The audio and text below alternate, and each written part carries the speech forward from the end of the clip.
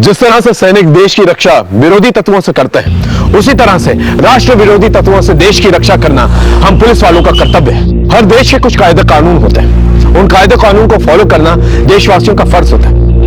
कानून के लिए दिल में इज्जत हो तो कोई भी अपराध ना करे, लेकिन फिर भी कुछ लोग ऐसे होते हैं जो कानून के साथ खिलवाड़ करते हैं। हम पेशेवर मुजरिमों तक तो आसानी से पहुंच जाते हैं, लेकिन नए अपराधियों तक पहुंचने में हमें काफी दिक्कत आती है, क्योंकि ऐसे अपराधी समाज में आम लोगों की तरह जीते और कुछ आम लोग ऐसे अपराधियों की मदद भी करते हैं। आज का ये केस इसी सोच को उजागर करता है कि अपराध आसमान से उड़कर नहीं आते, बल्कि आपके और हमारे बीच में ही पनपते हैं, उन्हें अंजाम दिए जाते हैं, और इसका शिकार हम में से कोई भी हो सकता है।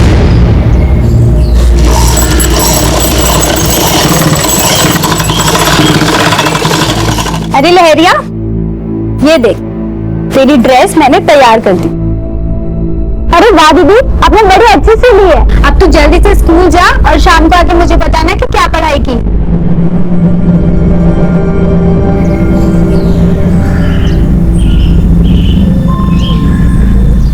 कैसे हो अशोक भैया?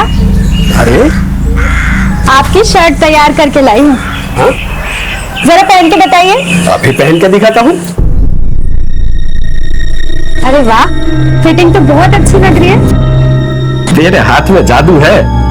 अब से तुम मेरी परमानेंट टेलर हो और मेरे सारे कपड़े तुम ही सिलोगी। ए कमला, दे दिया ना कपड़ा, चल अब यहाँ से निकल।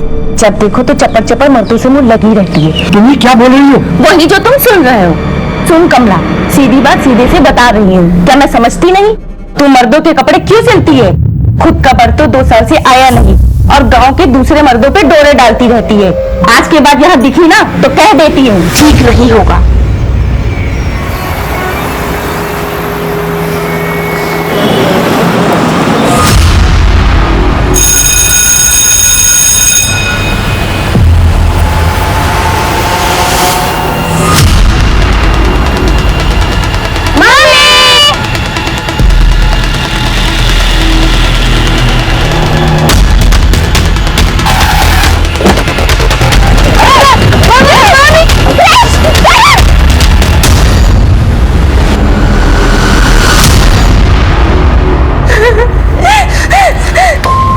अब प्लीज शांत हो जाइए, दीजिए पानी पीछे।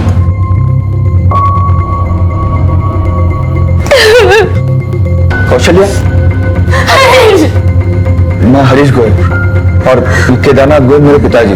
सर, क्रिश और करण मेरे ही बच्चे। आइए भाई, आप प्लीज हमें डिटेल में बताइए कि एग्जैक्टली क्या हुआ। सर, रोज की तरह मैं अपने बच्चों को स्कूल पिकअप करने के लिए गई थी। सामने से एक गाड़ी आई और उनको उठाकर लेके गई। वो गाड़ी का नंबर देखा आपने? नहीं सर। किसी से दुश्मनी या किसी से झगड़ा हुआ था आप लोगों का? नहीं सर। भाभी,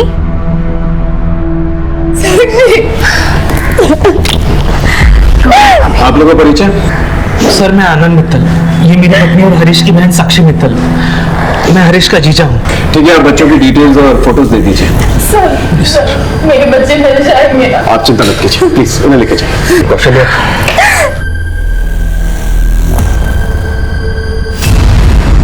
कृष्ण और करण के स्कूल के पास जो भी सीसीटीवी कैमरा है उसके फुटेज चेक करो और पता करो कि किडनैपर्स किस गाड़ी में आया था। सर, उस गाड़ी का नंबर क्या था, गाड़ी का मॉडल टाइप क्या था। एक बार गाड़ी मिल जाएगी ना तो बच्चे भी मिल जाएंगे। और इन गोयल्स के सर्कल के बारे में पता करो। देखो, इनका कोई दुश्मन तो नहीं है जो बच्चों की किडनैपिंग करवा सकता है। Right sir.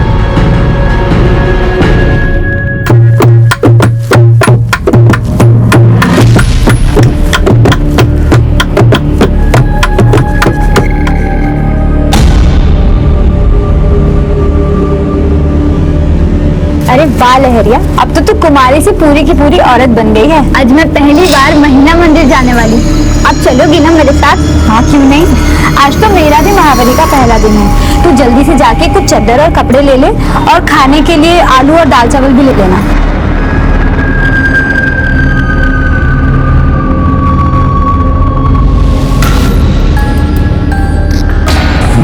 भी फल में तैयार हो गई है। सरपंच जी, फसल लहलाने लगी है, कटाई का वक्त आ गया है।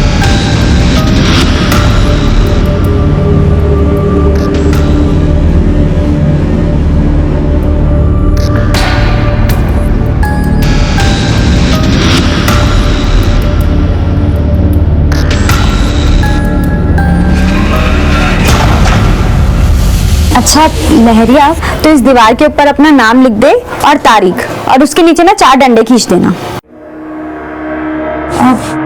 पर तू कैसे लिखेगी? तेरे तो पहली बार है ना। मैं कर देती हूँ। लेकिन ये किस लिए भाभी? ये निशानी रहेगा कि तू महीना मंदिर आई थी और गांव की परंपरा का पालन किया था।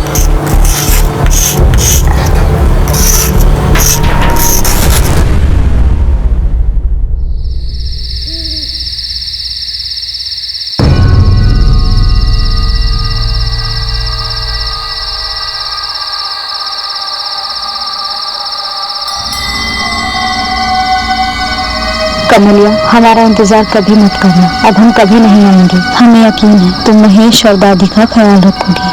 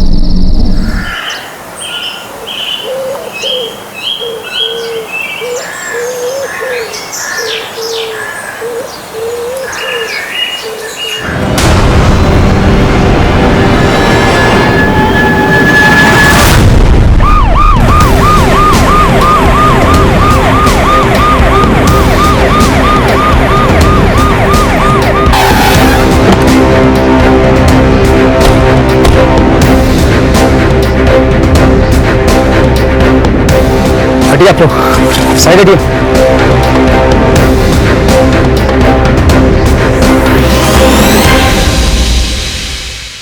सर, इस औरत का नाम कमला है। वो इसी गांव की रहने वाली है।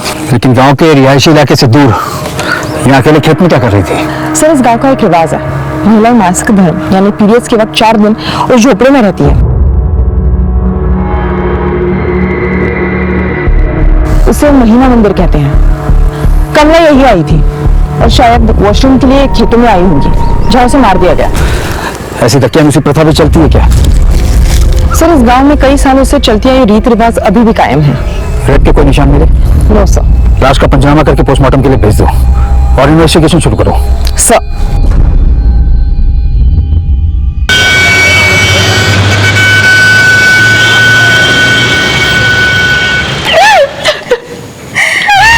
किसी को मेरे क्रिश और करुण को किडनैप करके क्या मिलेगा?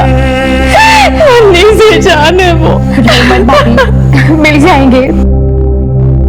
अगर वो घर में होते तो इतनी शांति नहीं रहती।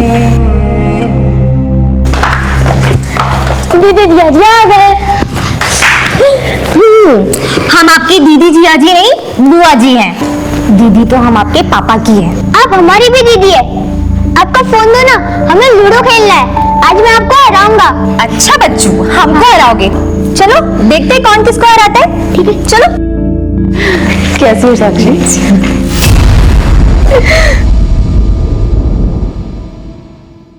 ये लक्ष्मीकांत कहाँ पर है?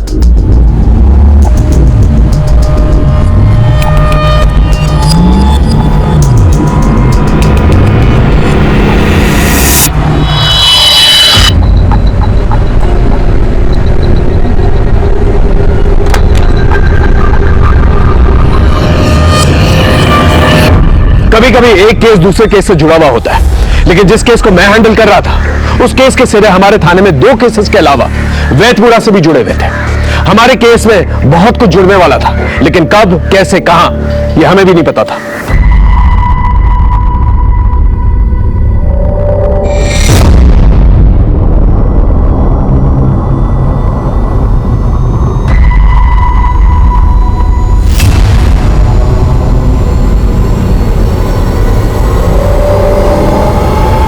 हो गया शुरू।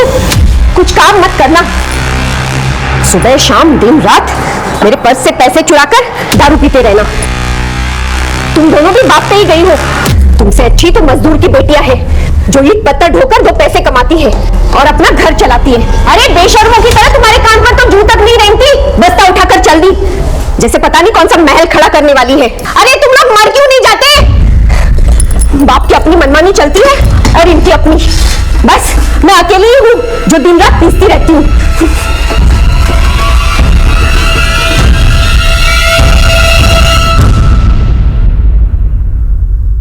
सर, कमला की पोस्टमार्टम रिपोर्ट आ गई है।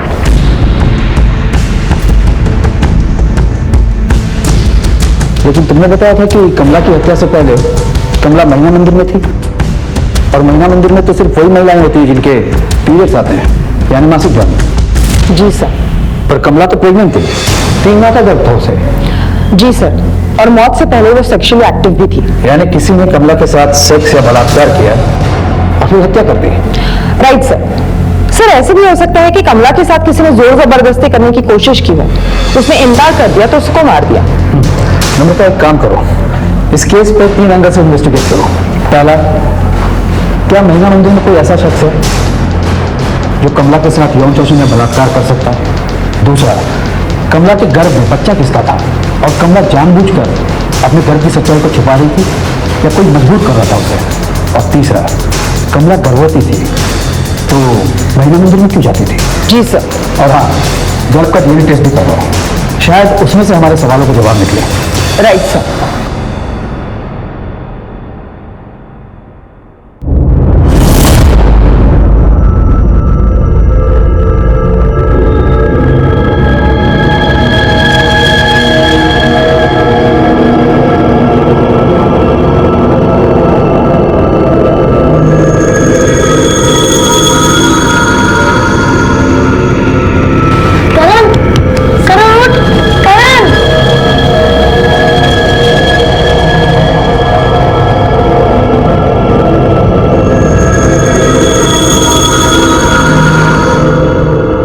करण, तू एक काम कर, तू मेरे कंधे पे चढ़ जा, फिर तू बाहर देखे कि हम कहाँ पे हैं और अगर कोई दिखे तो आवाज लगा, ठीक है? हाँ भैया।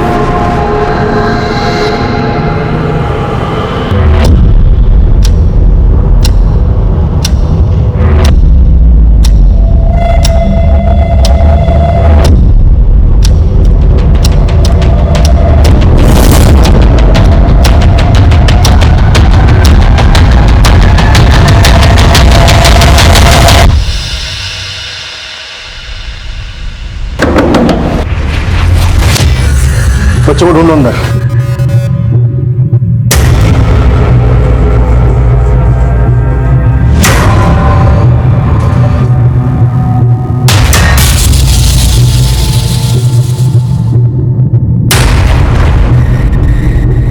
कौन बच्चे?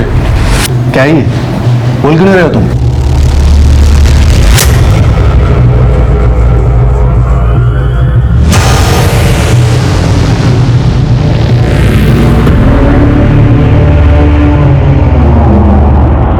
अच्छा, तो तुम्हारा मौन व्रत है और इसलिए तुम्हारा खून भी बंद है।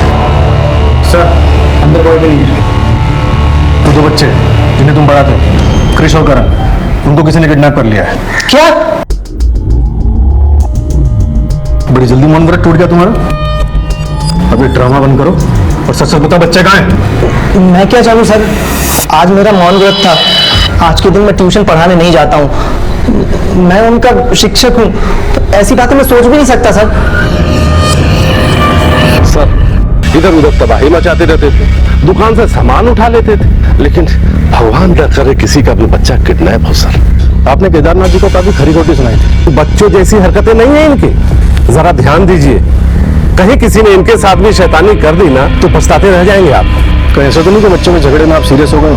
अरे नहीं नहीं सर, उस दिन अपने बच्चे के सर से खून बहता हुआ देखकर मैं जरा गुस्से में कुछ बोल दिया था, लेकिन मैं भी बच्चे का बाप हूं सर, मैं ऐसा कभी नहीं कर सकता सर, कभी नहीं कर सकता।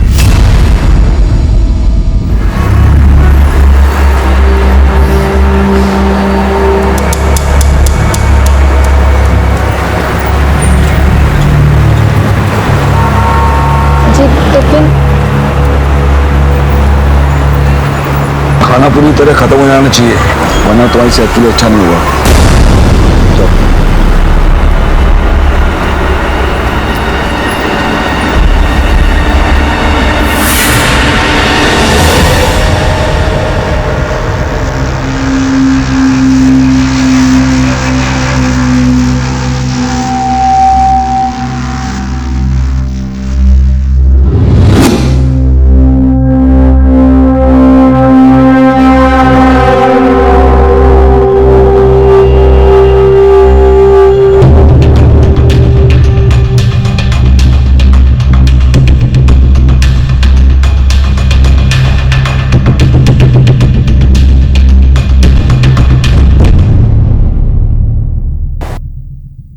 सर ये कमला की दादिया सास है।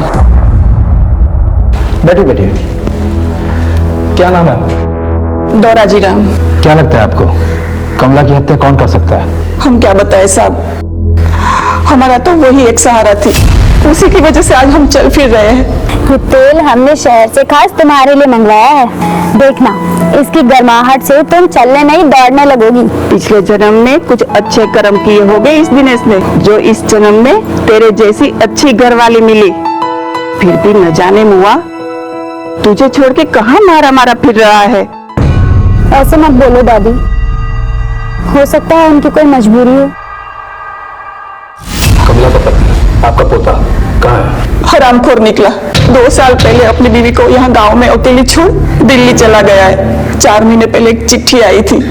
हाँ सर, ये सही कह रही है, हमें ये चिट्ठी मिली है महिला मंदिर से कमला के सामान के साथ। सर हमने दिल्ली पुलिस से कांटेक्ट किया है, चिट्ठी के एनवेलप पे जो एड्रेस था उसे ट्रेस कर रही है। तुमने से कोई फायदा नहीं साहब, लोग कहते हैं दिनेश ने शादी कर ली और वहां दिल्ली में घर बसा लिया है। अगर आपका पोता बाहर है तो कमला पेट से कैसे होगी?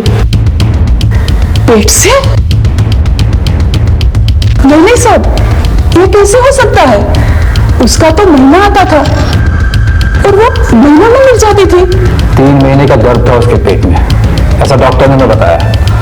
आपको क्या लगता है कमला का किसी और आदमी से संबंध हो सकता था? नहीं साहब, हमें कुछ नहीं पता। घर में कोई और मर्द? एक छोटा पोता है महेश, एक कमला आई थी जो कपड़े सी कर घर को संभाल रही थी। उसके बगैर हम कैसे जिएंगे? ये मैं क्या सुन रहा हूँ सर, ये बहुत गलत हुआ है। जिन लोगों ने भी करण और कृष का अपहरण करवाया ना, भगवान उन्हें कभी माफ नहीं करेगा।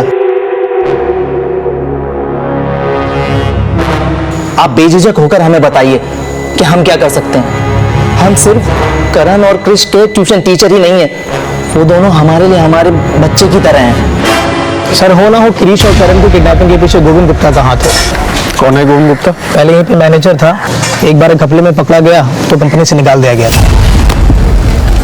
गोविंद क्या है ये? हाँ, तुमने अपनी फर्जी कंपनी बनाकर नेपाल, भूटान, उत्तरांचल और बिहार की डीलरशिप ले ली। आप मेरी सैलरी नहीं बढ़ा रहे थे तो मैं क्या करता। अब ये डीलरशिप भी मैं लेकर आया और मैंने ही ले ली। अरे आपकी कंपनी का कितना नाम हो रहा है, मुझे तो सिर्फ दाम मिल रहा है। चुप!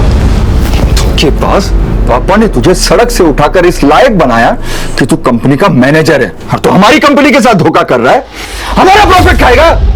हरीश, इस थप्पड़ से सारा कर्जा चुकता हो गया, तुम्हारा भी और केदारनाथ जी का भी।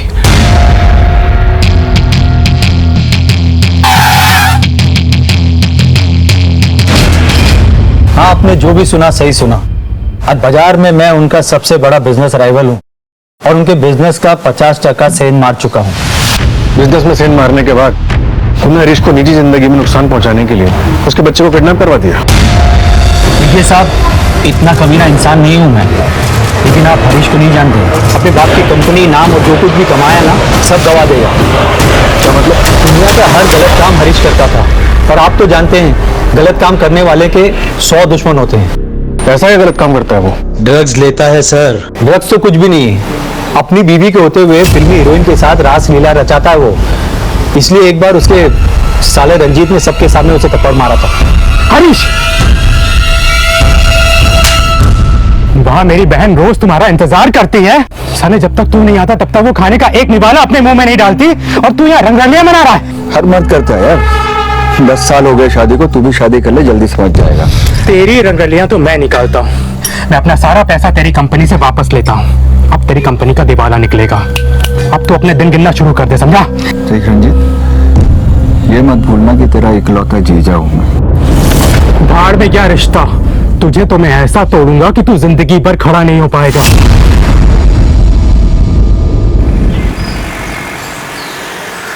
मैडम, कमला का देवर बड़ा कमीना है, कमला पे उसकी बड़ी बुरी नजर थी।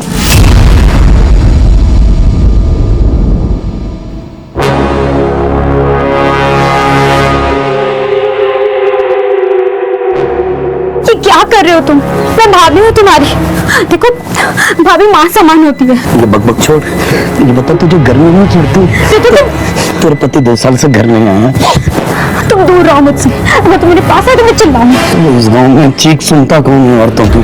सुनो, मुझे भूख लगी है। दूर रहो मुझसे। मैं तो चाह के भी कुछ नहीं कर पाई। आप तो जानती है ना, वरना मेरा घर वाले ना मुझे 4 बातें सुना देता। कमला का देवर महेश का कोई पता नहीं चला मैडम। वैसे तो यही गांजा पी के गिरा पड़ा रहता था। और बात पता चली मैडम, सुधा नाम की औरत का ना कमला के साथ झगड़ा हो गया था। मैडम हुआ था झगड़ा कमला से। एक तो वो मर्दों के कपड़े सिलती थी और उसका पति उसे छोड़ के जा चुका था। हम नहीं चाहते थे कि हमारा पति उसका फायदा उठाए, इसलिए कटवा दिया कमला को। नहीं मैडम, हमने तो सिर्फ ऐसे ही धमकाया था उसे। आज के बाद यहाँ दिखी ना तो कह देती हूँ, ठीक नहीं होगा।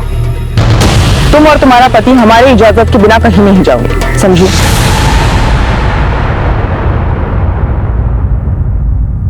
सर, मैं अपनी बहन की जिंदगी बर्बाद होते हुए कैसे देख सकता था, इसलिए मैंने हरीश को सबक सिखाने की ठानी।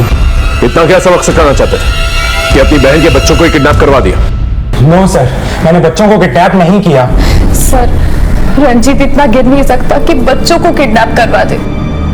आज अगर बच्चों के बिछड़ने से सबसे ज्यादा तकलीफ में कोई है तो वो मैं हूं सर। रंजीत मेरी आंखों में आंसू नहीं देख सकता। मुझे बाहर निकालो, मुझे मम्मी को मान जाना, बाहर निकालो ना। चुप कर, नौटंकी नहीं चाहिए हमको, समझा ना? तंग कर रहा था ना, अभी सड़ो अलग अलग। सर, कमला के देवर महेश का कुछ पता नहीं चल रहा है। मैंने अपने एक इन्फॉर्मर को काम पर लगा दिया है। और कोई लीड? सर, मैना शंकर नाम की एक औरत के बारे में पता चला है, जिसने गांव में कुछ महीनों पहले महिला मंदिर प्रथा के खिलाफ जोर शोर से आवाज उठाई थी। अच्छा। सर, मुझे लगता है कि कमला की मौत का महिला मंदिर और उसकी प्रथा से कुछ ना कुछ लेना देना जरूर है, इसलिए उस औरत को मैंने पुलिस स्टेशन बुलाया है। सर, गांव का सरपंच महाधूर्त, ढोंगी और चालबाज है। मेरे लाख समझाने पर भी उसने गांव में महिला मंदिर की प्रथा खत्म नहीं करवाई। सरपंच जी, मैं एक रिटायर्ड नर्स हूँ और मुझे लगता है महिला मंदिर की ये प्रथा महिलाओं के लिए खत्म कर देना चाहिए, इसी में उनकी भलाई है। आप नर्स हैं, इसीलिए आपको बोलने दे रहा हूँ और आपकी बात सुन भी रहा हूँ। हमारे गांव के रीति रिवाजों को छेड़ने की कोशिश मत कीजिए। क्या मैं ये नहीं जानती कि आप ये प्रथा क्यों नहीं बंद करवाना चाहते हैं? आप नर्स महोदया, आगे कुछ भी सोच समझ के बोलना। नर्स हो इसीलिए कह रहा हूँ, हम गांव के सरपंच हैं और सरपंच की इज्जत पे कीचड़ उछालने का अंजाम क्या होता है शायद तुम्हें पता नहीं है। सर, मैं अच्छी तरह जानती हूँ वो ये प्रथा खत्म क्यों नहीं करवाना चाहता है। उसकी नजर गांव की महिलाओं पर है, वह उनका शोषण करता है। और तो और सर, बीते साल एक लड़की ने तंग आकर आत्महत्या भी कर ली। मैंने खुद उसे कई बार महिला मंदिर के बाहर आते हुए देखा है।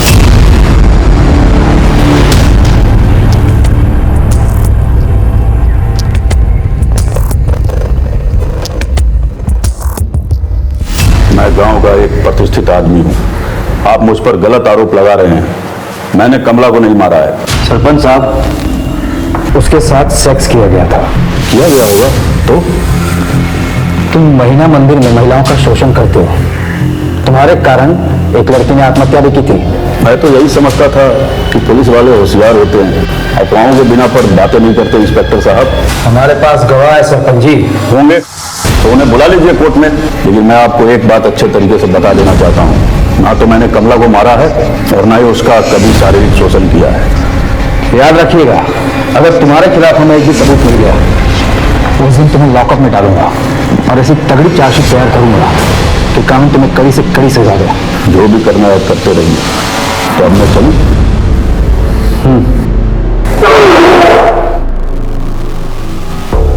जाते जाते आपको एक बात बताकर जाना चाहता हूं इंस्पेक्टर साहब। आपके पहले भी दूसरे इंस्पेक्टर ने हमारी प्रथा को बदलने की कोशिश की थी, लेकिन अफसोस उसका ट्रांसफर हो गया था। सरपंच साहब,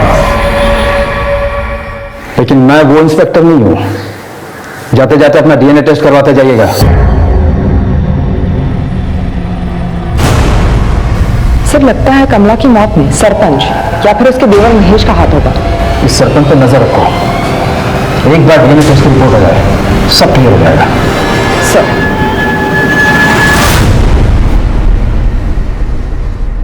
हाँ सलीम, कृष्ण करण केस में वो खबर? साहब ये जो हरीश गोयल है उसने बाजार से 90 करोड़ उठाए थे और लेनदार को काफी दिनों से आजकल कर रहा था और लेनदारों ने पैसा वसूलने का कॉन्ट्रैक्ट करीम लाला को दिया है और हाल फिलहाल में हरीश गोयल को करीम लाला के साथ देखा भी गया। साहब आपसे कुछ भी तो छुपा नहीं है, आपको तो पता है हमारा लोन रिकवरी का धंधा है। तो इसका मतलब ये तो नहीं कि हरीश ने तुम्हें पैसे नहीं दिए तो तुमने उसके बच्चों को उठवा लिया ताकि वो डर के तुम्हें पैसे दे दे? साहब हम बच्चे लोग को छूते तक नहीं। सर हाँ, क्रिश और करण के स्कूल के आसपास के जितने भी सीसीटीवी कैमरास थे मैंने सभी चेक किए। किडनैपर ने बड़ी चालाकी से गाड़ी पर फेक नंबर प्लेट इस्तेमाल किया है। उस गाड़ी के बारे में पता चला जिसमें बच्चों की किडनैपिंग है। सर लगता है गाड़ी कहीं बाहर से चोरी की हुई है, क्योंकि इस एरिया में उस मॉडल के जितने भी गाड़ियों के ओनर्स हैं सभी बड़े सीधे साधे लोग हैं और वारदात के समय सभी की गाड़ियां उनके घरों पर थी। वैसे तुम्हारी इन्वेस्टिगेशन में तुम्हें किसी पे शक? सर हरीश गोयल का business rival Govind Gupta, recovery agent Karim Lala, Harish का साला रंजीत महेश्वरी और बच्चों का ट्यूशन टीचर लक्ष्मीकांत शर्मा, इन सभी के नाम सामने आए हैं, लेकिन अभी तक किसी के खिलाफ कोई सॉलिड एविडेंस नहीं है। इनके कॉल रिकॉर्ड्स और लोकेशन रिकॉर्ड्स ट्रेस किए?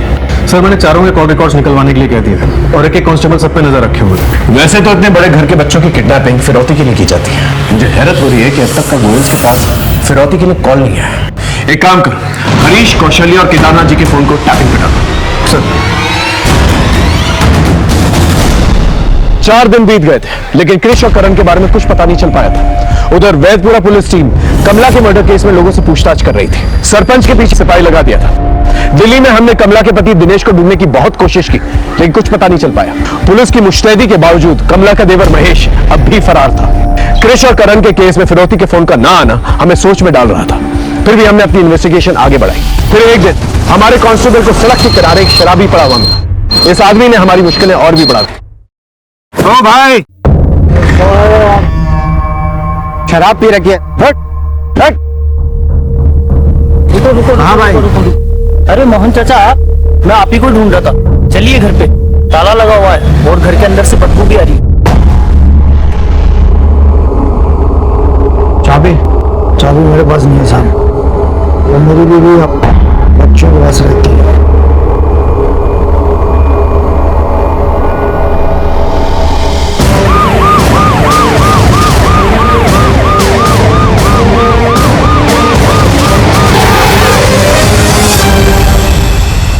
समन का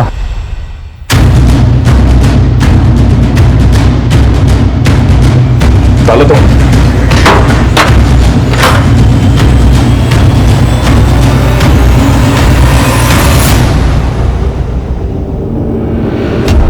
राधिका, राधिका, राधिका, राधिका, देखिए संभालिए अपना। कौन लगती है आपकी? सब मेरी बेबी है। घर में और कौन रहा है? मेरी 2 बेटियां रागिनी और चांदनी रहती है। अंदर चेक कर जरूर कोई है कि नहीं। राधिका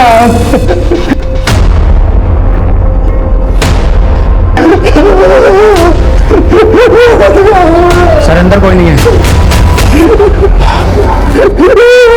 आपकी बेटियों में से कोई मोबाइल फोन यूज करता है? सब बड़ी बेटी इस्तेमाल करती है। नंबर है? वहाँ है।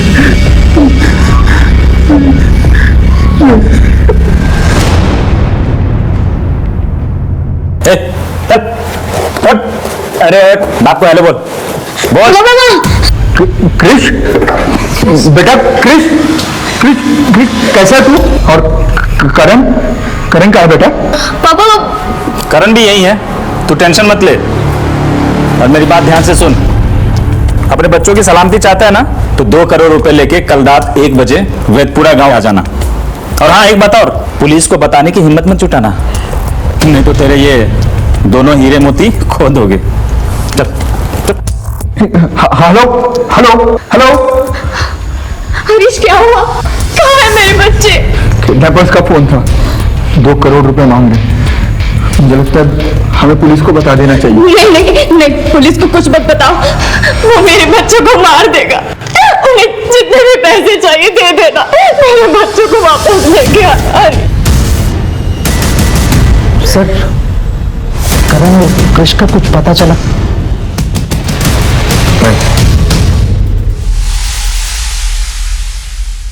क्या?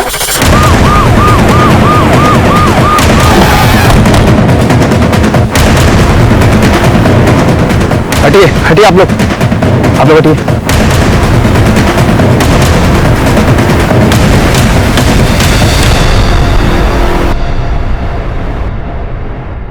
चेक करो।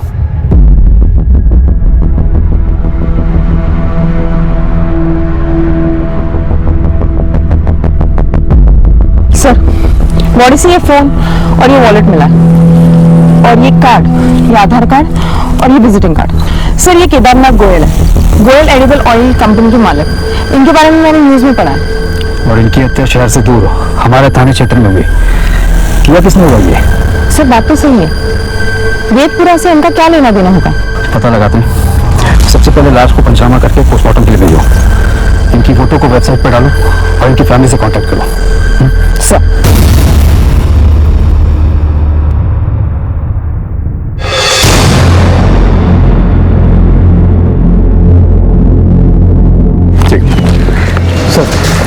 सर अभी अभी पुलिस वेबसाइट पर न्यूज फ्लैश हुआ है कि केदारनाथ गोयल का वैदपुरा में मर्डर हो चुका है। क्या? लेकिन वो वैदपुरा में कर क्या रहे थे? कहीं क्रिश और करण की किडनैपिंग का कनेक्शन वैदपुरा से तो नहीं? सर लोकल पुलिस को बॉडी के आसपास कुछ भी संदिग्ध नहीं मिला। मैंने गोयल फैमिली को इन्फॉर्म कर दिया है और उन्हें मुर्दा घर आने के लिए कहा। मैं भी वहीं जा रहा हूँ। ओके। केदारनाथ जी वैदपुरा क्यों गए थे?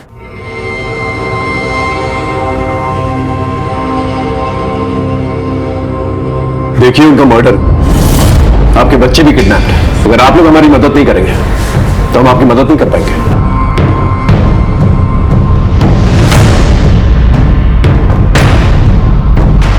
सर मैं बताता हूँ। इनके पास किडनैपर का फोन आया था। उन्होंने 2 करोड़ रुपए की मांग की थी। बाबूजी 20 लाख रुपए में सेटल करने को कह रहे थे। बस इसी बात को लेकर इनका और बाबूजी का झगड़ा हुआ था। अरे मैं 2 करोड़ रुपया कहां से लाऊं? मैंने वही 2 करोड़ रुपया अपने लिए बचा के रखा था। बाकी कंपनी शेयर सब कुछ तो तेरे नाम कर दिया मैंने। पापा तो मैं क्या करूं? अपने बच्चों को मरने दूं? मैंने ऐसा कहां कहा?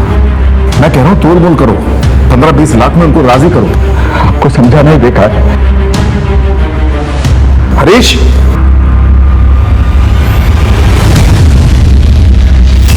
अरे हमने तो इनका फोन टैपिंग पे लगाया था।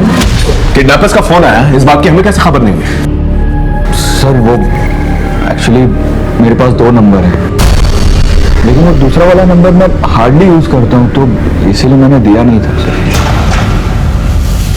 आपकी इन हरकतों को क्या समझूं मैं? कहीं ऐसा तो नहीं कि वो 2 करोड़ रुपए जो आपने अपने पिता से मांगे थे वो उन्होंने नहीं दिए, इसलिए आपने उन्हें मार दिया? ये आप क्या कह रहे हैं सर? मैंने उनका खून नहीं किया सर। वो तो बाबूजी ने मुझसे कहा था कि 20 लाख रुपए लेकर मैं किडनैपर के पास जाऊं और उनसे समझौता कर दूं, क्योंकि मैं नहीं मांगा था सर, मैं नहीं गया। तो वो खुद ही 20 लाख रुपए लेकर किडनैपर से मिलने चले गए वैदपुरा। अगर केदारनाथ जी किडनैपर से मिलने वैदपुरा गए थे तो हो सकता है कि बच्चे भी गए। Right sir. सबसे पहले हमें यह पता करना होगा कि ये फोन नंबर कौन सा है, इसे ट्रेस करो जिससे फिरौती का फोन आया, और वैदपुरा की लोकल पुलिस टीम के साथ उस एरिया की कोमिंग ऑपरेशन शुरू करो। इन किडनैपर्स को हमें जल्द से जल्द पकड़ना होगा। Right sir. भगवान जी, ये हमारे परिवार के साथ क्या हो रहा है? पिताजी को हमसे क्यों छीन लिया और मेरे 2 बेटे? मैं आपके आगे हाथ जोड़ती हूँ, जिस तरह आपने मुझे वरदान में मेरे 2 बेटे दिए थे, मुझे फिर से उनका साथ दिला दीजिए, फिर से उनका साथ दिला। नहीं तो मैं यही सिर पीट के अपनी जान दे दूंगी। सर कमला के गर्भ का डीएनए सरपंच से मैच होता है, लेकिन उसके पति के परिवार वालों से मैच करता है। यानी कमला का देवर महेश, यानी वही कमला का लगातार यौन शोषण करता रहा। उसने गर्भ वाली बात कमला को किसी को बताने से मना कर दिया, ताकि महिला मंदिर के नाम पर 4 दिनों तक वो उसका लगातार यौन शोषण करता रहे। हो सकता है सर उस रात उसने पहले कमला से शारीरिक संबंध बनाया, उसने कुछ ऐतराज जताया तो उसका मर्डर कर दिया। बिल्कुल हो सकता है। खबरियों को कहो कि अपने नेटवर्क को और एक्टिव कर दें। अब इस महेश का पकड़े जाना बहुत ज्यादा जरूरी हो गया। Sir 1 minute. हेलो, ठीक है, हम अभी आते। सर गाजियाबाद सिटी पुलिस की टीम महिला मंदिर पहुंच चुकी है। ठीक है, तुम भी चलो। सर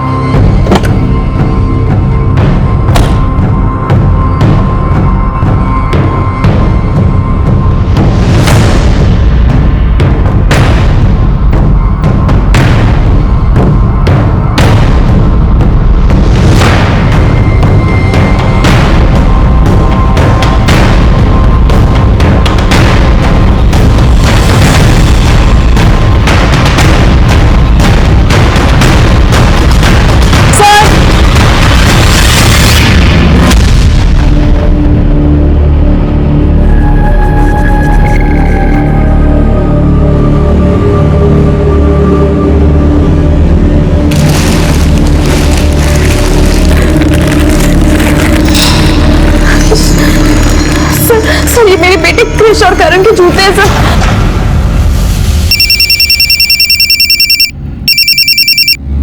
हेलो, अपने बच्चे की सलामती नहीं चाहिए क्या?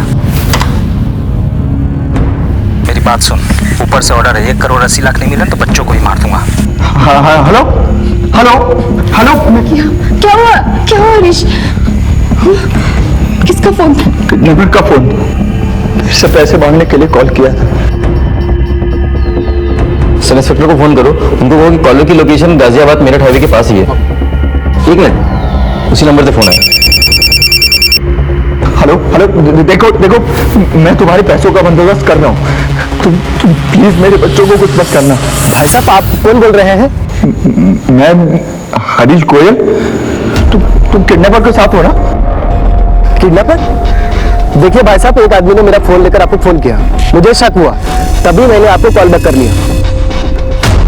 अभी वो आदमी कहाँ है? वो आदमी मेरी नजर के सामने से निकल गया, लेकिन हाँ, मैंने उनका फोटो खींच लिया था। सर, यही था वो आदमी। ये फोटोग्राफ आसपास के सभी पुलिस थानों में सर्कुलेट करवाओ और देखो कोई लीड मिलती है क्या। और शुरुआत वैदपुरा से करो, क्योंकि दोनों बच्चों के जूते और केदारनाथ जी की लाशों में वहीं से मिले थे। Okay sir.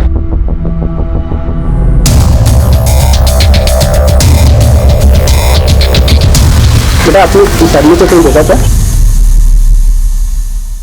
हाँ, मैंने कमला दीदी को इस आदमी के साथ खेत में जाते हुए देखा था। कमला का इस आदमी से क्या कनेक्शन हो सकता है? ये इंफॉर्मेशन हमें गाजियाबाद पुलिस से शेयर करनी चाहिए। सर, कृष्ण और करण को किडनैपर एक और मर्डर केस में सस्पेक्ट है। वैदपुरा पुलिस उसे ढूंढ रही है। इसका मतलब किडनैपर्स का वैदपुरा के साथ कोई कनेक्शन हो सकता है, क्योंकि वहीं पर हमें केदारनाथ की लाश मिली है। सर, हो सकता है केदारनाथ जी का मर्डरर यही आदमी। ये जो कोई भी है, इसका मिलना हमारे लिए बहुत जरूरी है। सर कृष्ण और करण के किडनैपर ने जिस एरिया से फोन किया था उस एरिया में एक पेट्रोल पंप भी है, उसकी सीसीटीवी फुटेज हमें मिल गई।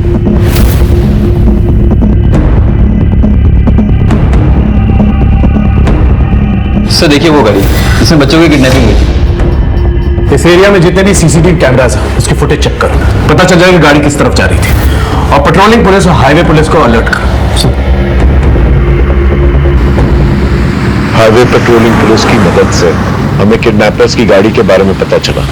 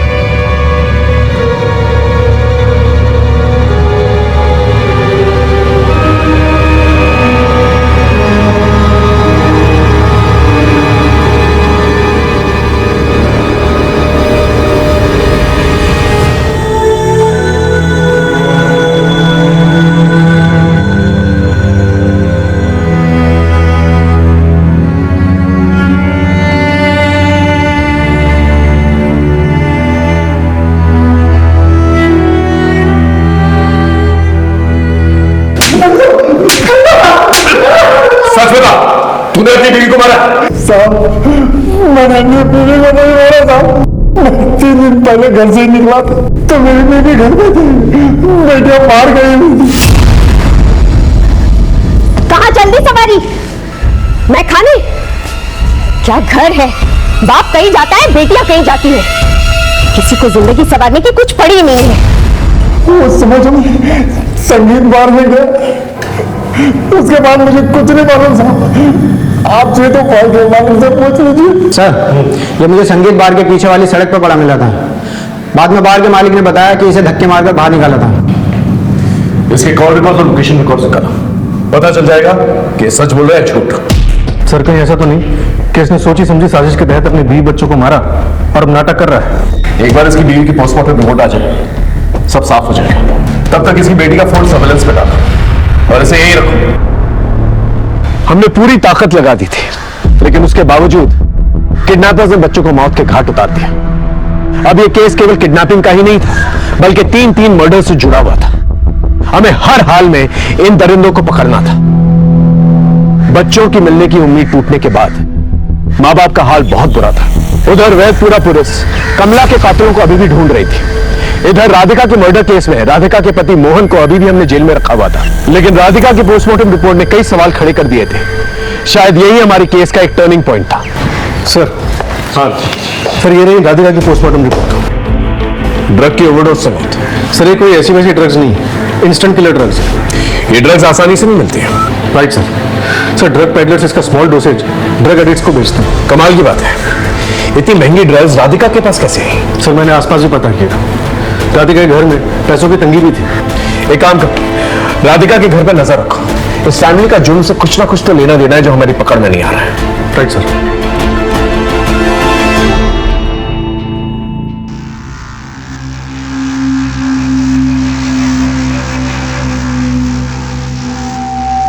बुड्ढो,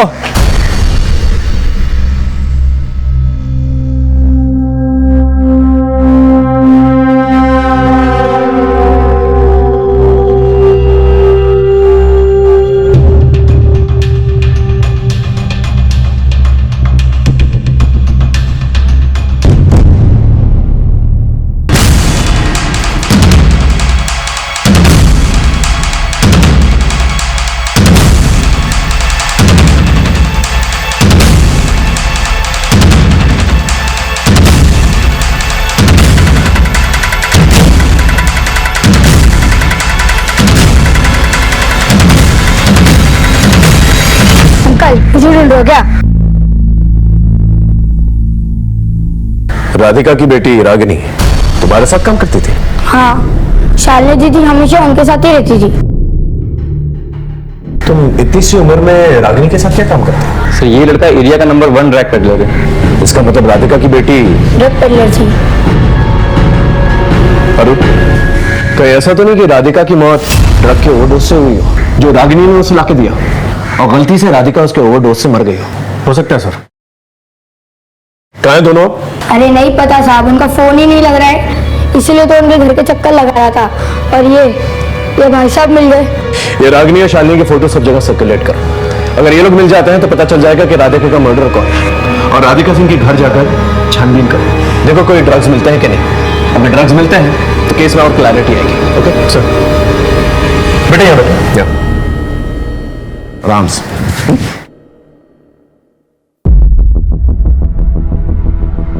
देखो बेटा, तुम्हारी उम्र का मेरा एक बेटा है, वो भी तुम्हारी तरह बहुत इंटेलिजेंट है। तुम इतने इंटेलिजेंट बच्चे कोई ड्रग्स के धंधे में क्यों लगे हुए? देखो ये धंधा छोड़ दो, मैं तुम्हारी मदद करूंगा, आई प्रॉमिस। हाँ अफजल बोलो, क्या खबर है? क्या कमला की देवर महेश का पता चल गया? ठीक है, हम अभी आते हैं।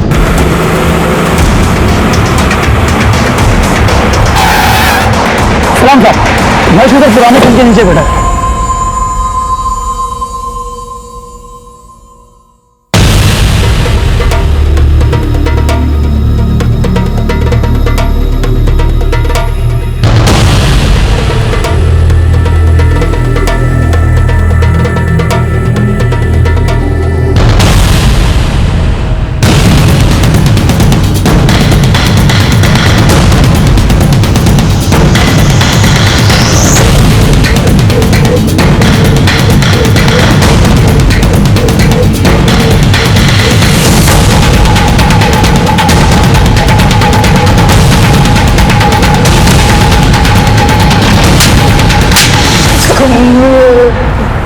ये सच है साहब कि भाई के घर पे ना होने का मैं नाजायज फायदा उठाता था।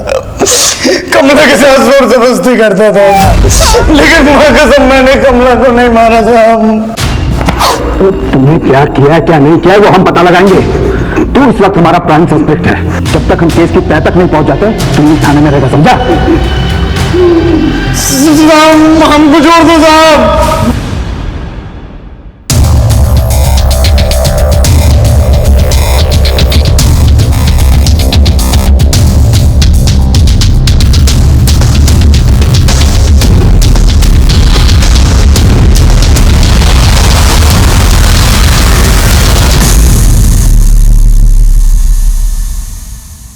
सर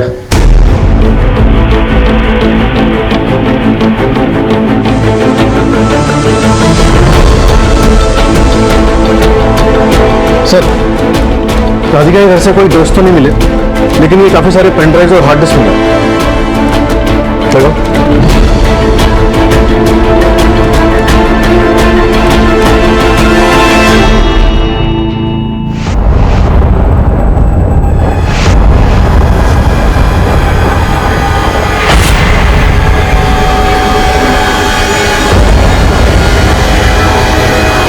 इस राधिका के मर्डर केस में एक के बाद एक मिस्ट्री सामने आ रही है। इस मोहन को लेके आना। सर, पहले के वीडियोस में देख के लग रहा है कि राधिका किसी के साथ बेमन से संबंध बना रही है और आगे वो काफी नॉर्मल दिख रही है। लेकिन रागिनी की वीडियोस में देख के लग रहा है उसके साथ जबरदस्ती की जा रही है। सर, लेकिन इसके बारे में तुम्हें कुछ पता है? ये सब क्या है साहब? किसने मेरी बीवी बेटी के साथ ये किया है? मुझे बताइए साहब, मैं उसे जिंदा नहीं छोड़ूंगा। लेके जाओ साहब, मुझे पकड़िए, कुछ नहीं होगा। मैं अभी भी कह रहा हूँ आपके साहब। ये रागिनी या शालिनी को जल्द से जल्द ढूंढना होगा, वरना हमारी बहुत बदनामी होगी। कोशिश जारी है सर, सभी के फोन सर्वेलेंस पे लगे हुए हैं। सो जो राधिका सिंह की बेटी रागिनी सिंह का नंबर हमने सर्विलेंस पर डाला था वो एक्टिवेट हुआ है। गाजियाबाद मेरठ के हाईवे के आसपास की लोकेशन बता रहा है। अरुण, लोकेशन को जल्द से जल्द ट्रेस कर और अलर्ट रहे, हो सकता है वो किसी के कब्जे में हो। Right sir. सीधा चलते रहो, फास्ट। बस 50 मीटर पे पैरा लेफ्ट लेन। सीधा बस यहाँ रखो।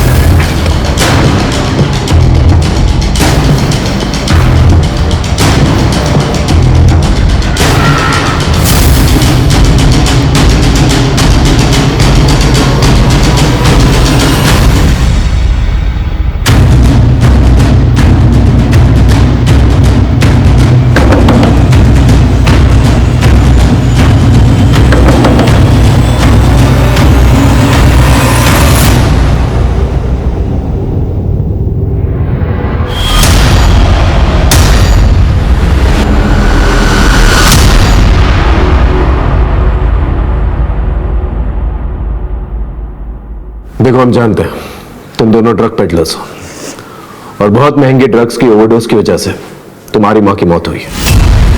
हम ये भी जानते हैं कि तुम्हारा और तुम्हारी मां का लगातार यौन शोषण किया जा रहा था। देखो, जो कुछ भी हुआ है तुम्हारे साथ, हमें सच सच बता दो, हम तुम्हारी मदद करना चाहते हैं। बोलो। ठीक है, हम आपको सब कुछ सच बताएंगे, लेकिन उससे पहले आपको हमारी बहन को हॉस्पिटल में एडमिट कराना होगा। उसकी तबीयत बहुत खराब है, तो उसकी जान खतरे में है।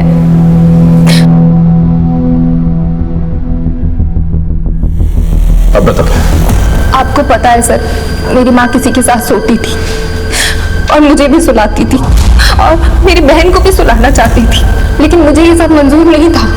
इसीलिए मैंने ड्रग पेडलिंग का काम शुरू किया ताकि मेरी बहन को किसी के साथ सोना ना पड़े। लेकिन मेरी माँ को फिर भी तसल्ली नहीं मिली। ये ड्रग्स बेचने से सारी मुश्किलें खत्म नहीं होंगी। तेरी बहन को मेरी और तेरी तरह सोना होगा, समझी? इसीलिए मैंने मेरी माँ को अल्कोहल में हाई डोसेज ऑफ ड्रग मिलाकर मार दिया।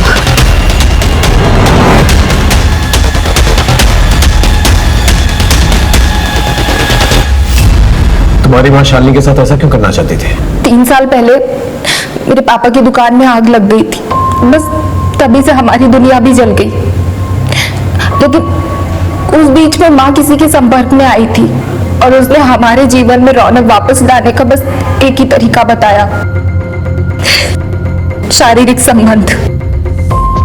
माँ उसकी बातों में आ गई। कौन था बाद में? सर्कुलेट की हुई फोटोज की मदद से हमें कृष और वरुण के किडनैपर्स का पता चल गया।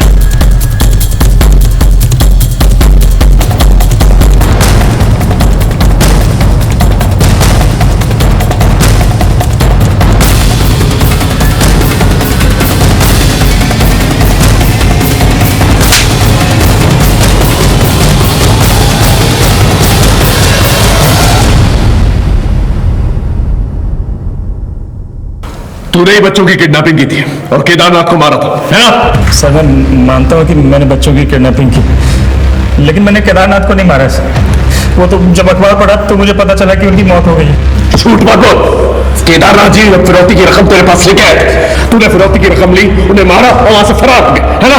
सर अगर मैंने मारा होता तो 20 लाख रुपए मेरे पास से मिलते नहीं सर। मैंने नहीं मारा। फिर किससे मारा? सर केदारनाथ को मैंने नहीं मारा, लेकिन दोनों बच्चे को मैंने मारा, क्योंकि वो हमें पहचानते थे और किडनैपिंग से पहले 2 बार हमें रेकी के लिए सामान देकर भेजा गया था। तूने फिरौती की रकम ली और फिर भी बच्चों को मार दिया, किसके कहने पे किया ऐसा?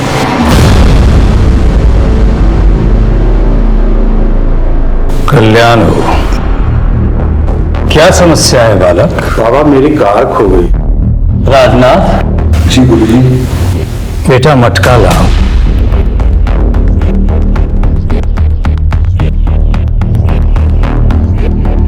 ढूंढ रहे इसमें।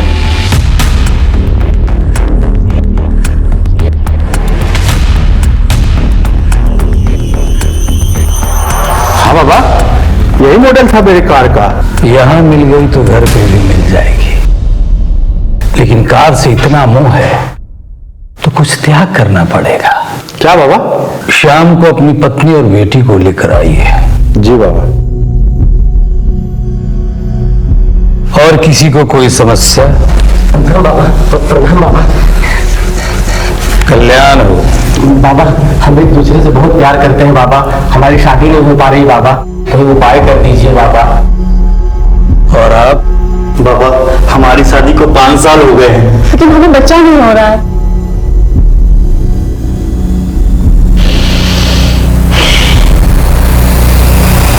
ये औषधि स्वयं मैंने अपने हाथ से बनाई है, इसे अभी के अभी खाना है आप लोगों को। इसके बाद हम ईश्वर का आवाहन करेंगे और एक प्रयोग करेंगे।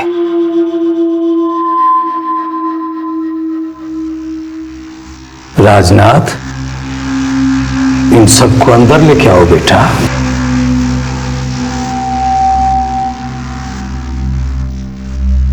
सबने दवा खा ली है, अब आप सब अपने अपने वस्त्र उतार दीजिए। सोचने और संकोच करने की आवश्यकता नहीं है, आप सब अपने जन्म के वस्त्र में आ जाइए।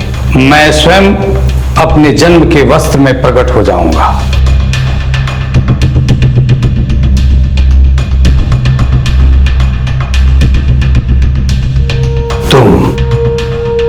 तुम हमारे साथ आओ, शर्माओ नहीं, आओ।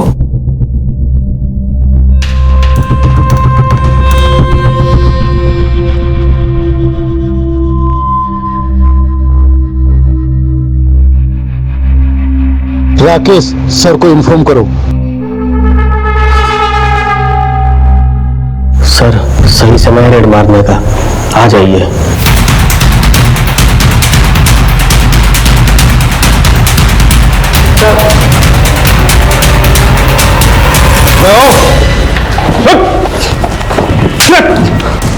ड्रग्स खिलाकर लोगों के साथ सेक्स करके उनकी समस्या का समाधान करता है।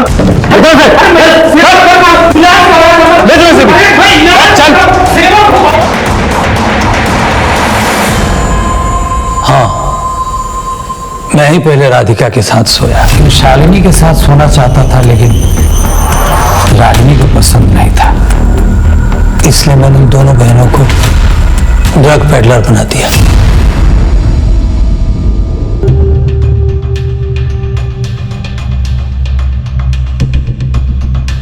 जी तो फिर खाना पूरा खत्म हो जाना चाहिए, नहीं तो तुम्हारी सेहत के लिए अच्छा नहीं होगा। जाओ। राधिका मेरी बहुत बड़ी भक्त थी, इसलिए मैं उस पर दबाव बनाए रहता था ताकि वो शालिनी को मेरे साथ सुला दे। लेकिन रागिनी को यह बात बिल्कुल बर्दाश्त नहीं हुई, उसने अपनी मां को मार डाला। मूर्ख, अरे सोने से ही तो सृष्टि की रचना हुई है और सबका भला। तूने सिंह परिवार को भी खूब लूटा है ना? जैसी जाकी भावना वैसो वाक को फल। वो लोग हमारे अंधविश्वास में खुद को लुटवाना चाहते थे, तो हम क्यों नहीं मजा लूटते? इसे जगत से कह के बच्चों की किडनैपिंग करवाई। मैंने कहा करवाई सर, केदारनाथ जी की बेटी साक्षी को कोई बच्चा नहीं था और हरीश और कौशल्या के 2 बच्चे थे। उन्होंने एक बच्चा मांगा था, हरीश ने देने से मना कर दिया। लेकिन केदारनाथ जी उनके बच्चे के लिए मरे जा रहे थे। तो तू कहना चाहता है कि केदारनाथ जी जानते थे कि बच्चों की किडनैपिंग होने वाली? बिल्कुल, मैंने ही तो आइडिया दिया था। किडनैपिंग से साक्षी को बच्चा कैसे मिल जाता? किडनैपिंग होता तो हरीश और कौशल्या डर जाते, फिर मैं उनसे कहता कि एक बच्चा दे दो और वो दे देते।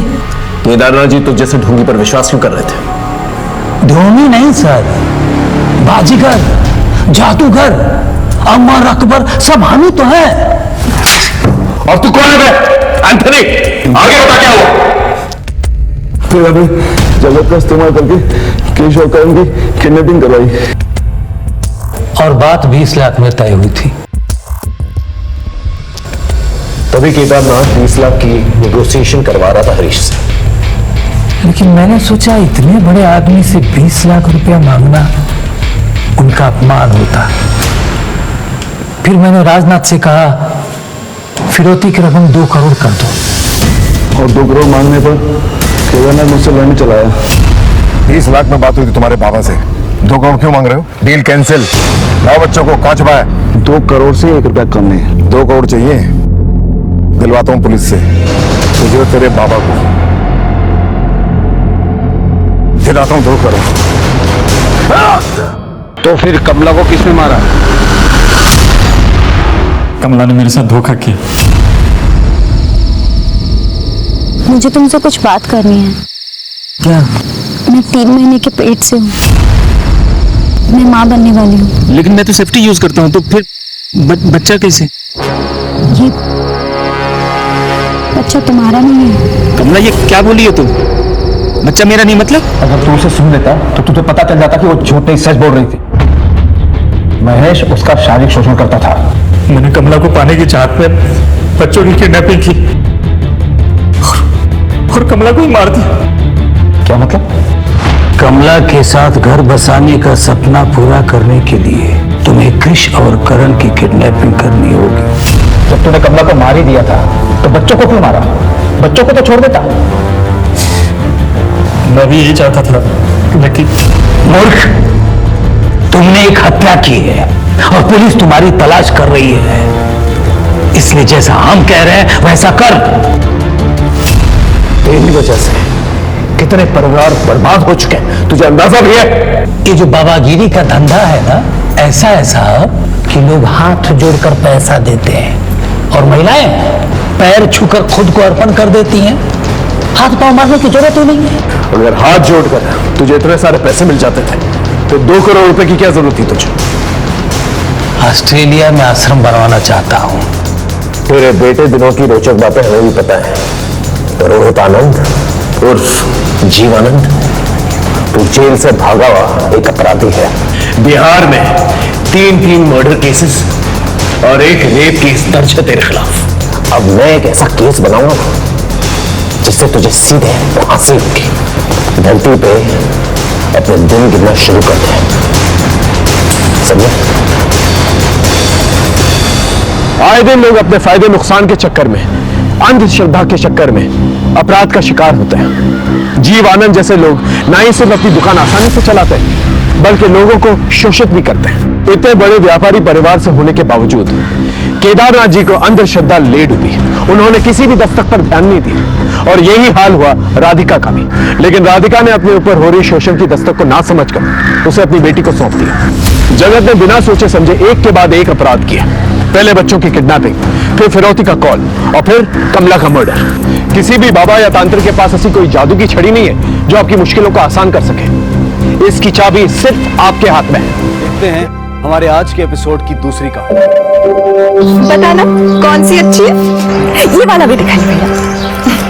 ये कैसी? मुझे तो ये वाली अच्छी लगती है। क्या कर रहे हो? ये तेरा मुंबई में है, कमीरी है। हाँ तो कौन सा किसी और की बीवी का हाथ पकड़ रहे हो? अभी भी शादी में 15 दिन बाकी है। 15 दिन? चलना भाग के शादी कर लेते हैं। तू भी ना? चलना। अरे ये देखा, सुशील शहर से नई बाइक ले आया।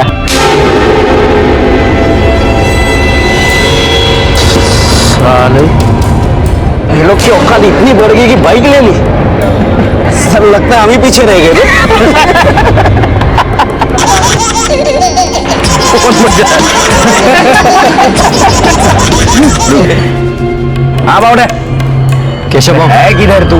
हाँ कभी बैठते हैं महफिल में लगाते हैं 2-2 पैक। केशव भाव क्या है बे?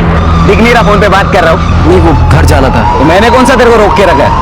जा गले में पट्टा डाला है क्या तेरे? ये बाइक मेरी है। और करता हूँ तेरे को एक 1.5 साले तुम लोगों की औकात हमारे बाजू में खड़े रहने की नहीं है और तू मुझे इस बाइक की अक्कड़ दिखा रहा है। अभी बताता हूँ तुझे। क्या कर रहा है तू? तू नहीं आप। अभी दिखाता हूँ तुझे मैं। रुक कैमरा करो मत कर केशव, मत कर केशव, मत कर। आगे निकल।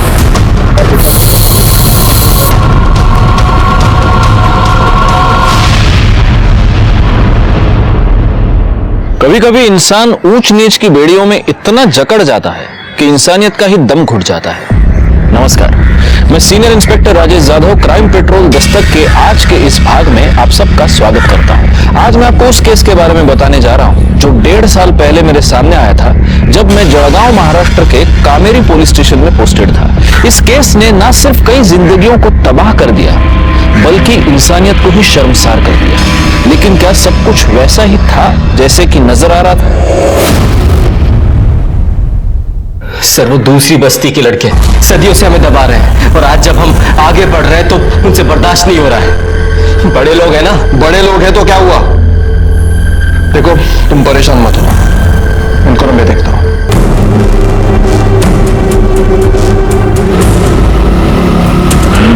और जोर से जोर से। कैसे हो? आज उस घर का रास्ता भूल गए? गजानन बाबू, आज केशव ने सुशील के साथ मार्केट में मारपीट की। कंप्लेंट लिखवाने थाने आया था वो।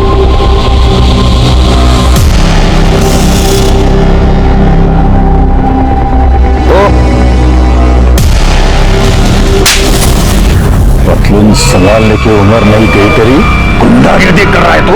बाबा वो चुप, एकदम चुप। आज तेरे वजह से पुलिस वाला यहाँ मेरे घर में आकर तुझे केशव भाऊ के बजाय केशव बुला रहा है। केशव केशव भाऊ। हाँ केशव भाऊ। हाँ केशव भाऊ। मेरे बेटे ने उसे उसकी जगह दिखाई है। इंसान अपना नसीब बदल सकता है, पैदाइश नहीं। चला वकील बन गया, हमको कानून पढ़ाएगा। भाऊ आप समझ नहीं रहे हो, ये जो नया पिया है वो बहुत कड़क है। अगर उसे पता चलता तो भड़क जाता हूँ। तो तुझे क्यों पाल के रखा है रे हमने? इतनी सी बात तू दबा ही सकता है ना? क्यों दबाओ बात? वो हमें हमेशा दबाते रहे और हम लोग चुपचाप खड़े होकर देखते रहे। बस इस बार मैं उसे दिखाता हूं। उसे मेरी बाइक से खुजली हो रही थी ना, अब मैं अपनी शादी में घुड़चढ़ी करूंगा, फिर देखता हूं क्या करता है वो। दिमाग खराब हो गया तेरा? समझाइए अपने बेटे को, हम लोग घुड़चढ़ी नहीं कर सकते, नहीं कर सकते हम घुड़चढ़ी। वो सिर्फ उन लोगों का हक है।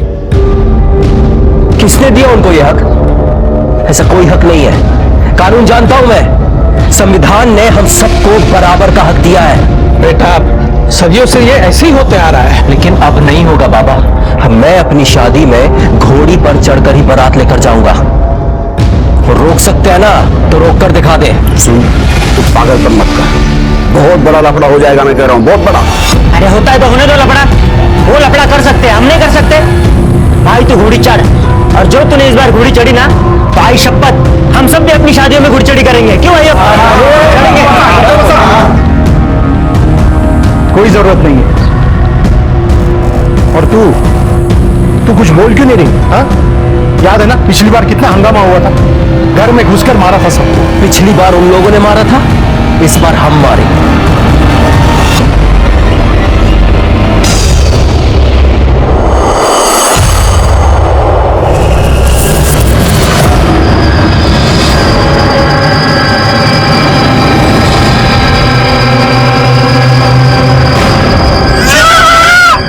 साहब इतनी सुनसान जगह एक मिनट बस, बहुत जोर से। जल्दी आना। बस बस बस बस बेटा, अभी आएंगे पापा, आएंगे पापा, अभी आएंगे। बस बस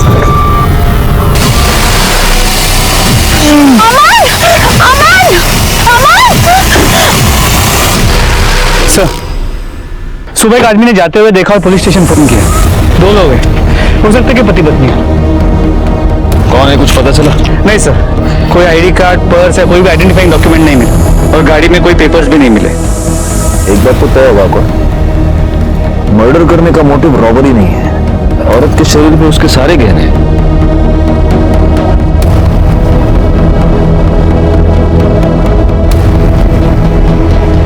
इस आदमी के गले में भी देखो, सोने की चेन वैसे की वैसी है। लगता है मर्डरर ये नहीं चाहता था कि हमें इनके आइडेंटिटी के बारे में बहुत आसानी से पता चले।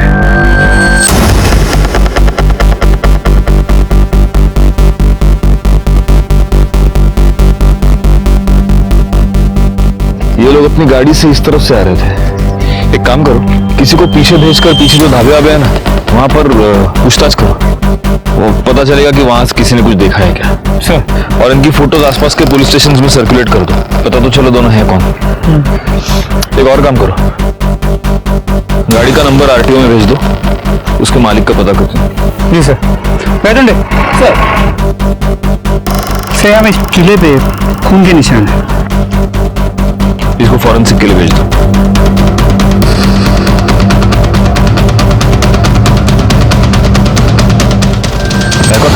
जरा दरवाजा खोलना, उठाओ उसको।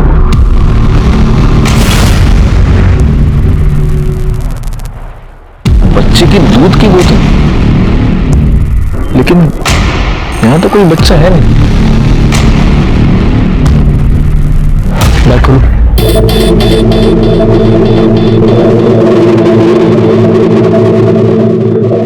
इसका मतलब इनके साथ डेफिनेटली कोई बच्चा था।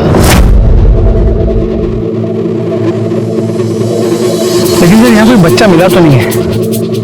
हो सकता है कि इस बच्चे के लिए ही इस कपल का मर्डर हुआ हो, लेकिन इस तरह माँ बाप को मारकर उनका बच्चा कोई क्यों ले जाएगा?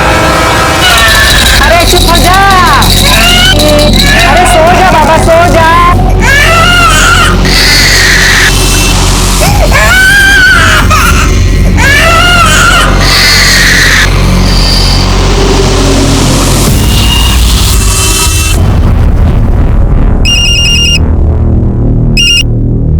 हेलो हेलो पारुल, तुझे शादी करने की बड़ी जल्दी हो रही है ना?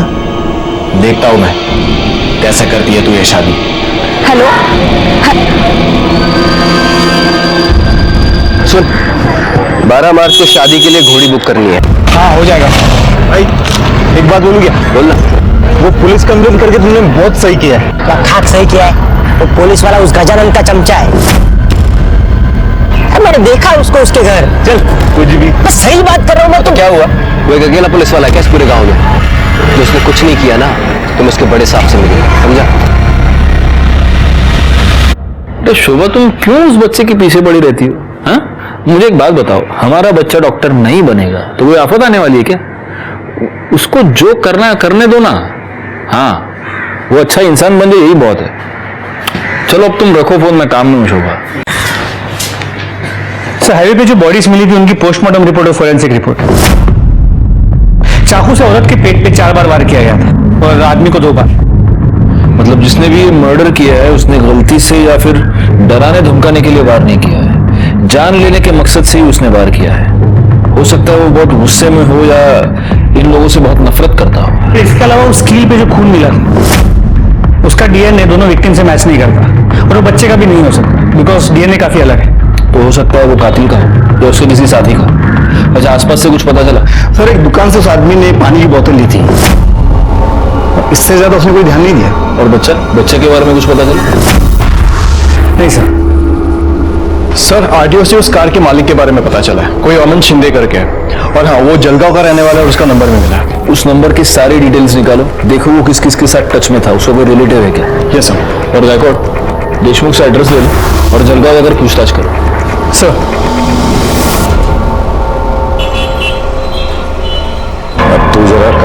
संभाल गुंडा सर की लकड़ी कर फिर तो। हाँ बाबा। हाँ।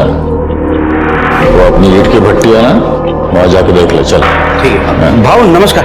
हाँ नमस्कार। क्यों, किसकी याद तुझे आप खींच के लाई? बात करनी थी। हाँ तो करना है। अब क्या तेरे लिए चाय पानी मंगाओ तब करेगा बात? नहीं नहीं नहीं नहीं, उसी जरूरत नहीं है भाऊ। सुशील घुड़चड़ी की जिद कर रहा है। ये मैं होने नहीं दूंगा। जो वो गुड़चड़ी करेगा तो हमारे बच्चे क्या हवाई जहाज पर बारात ले जाएंगे? मना कर उसे, वरना बहुत पछताओगे।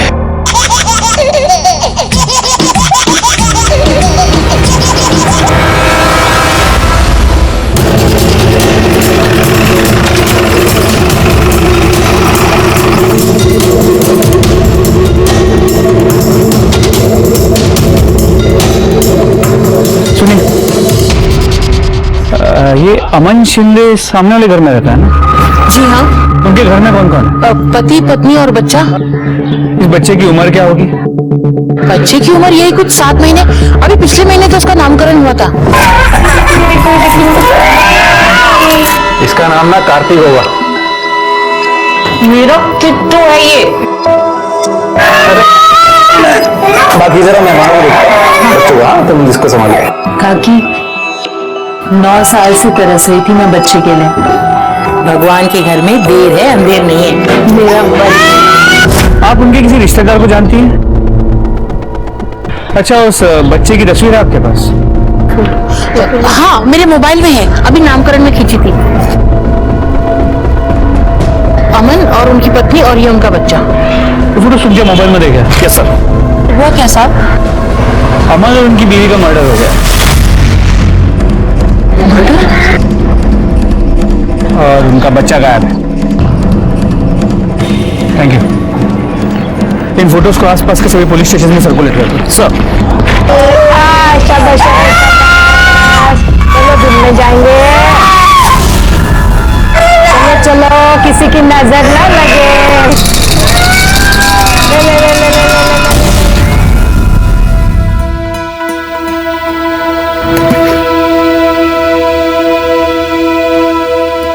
क्या हुआ? तो मुझे अच्छा लगता है। अच्छा, तू मेरे साथ 2 साल से है। अगले 15 दिन में हमारी शादी है और मैं तुझे आज अच्छा लगा, हमारी सगाई के 1 दिन पहले। तू तो मुझे रोज थोड़ा सा ज्यादा अच्छा लगने लगता है जब तू अपने हक के लिए लड़ता है। हमेशा ऐसे ही रहना, ऐसे ही रहना मेरे एंग्री मैन। किसका है? पता नहीं, ऐसे कोई परेशान कर रखा है। ला मैं बात करता हूँ। देखा था?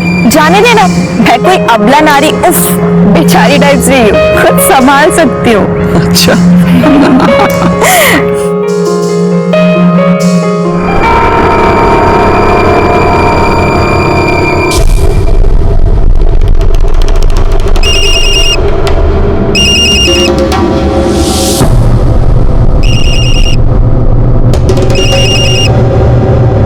क्या है, क्यों बार बार फोन कर रहे हो मुझे?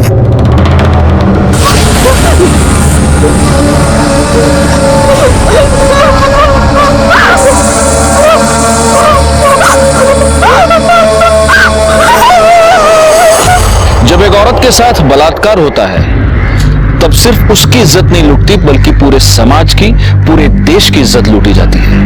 क्योंकि रेप जैसा अपराध हमें हमारे समाज का एक घिनौना चेहरा दिखाता है और हमसे ये सवाल पूछता है कि कब तक हमारे समाज में औरतों को ये भुगतना पड़ेगा। पारुल ने आखिर किसी का क्या बिगाड़ा था जो उसे इतनी बड़ी सजा मिली? वो आखिर किसके जिद का निशाना बन गई?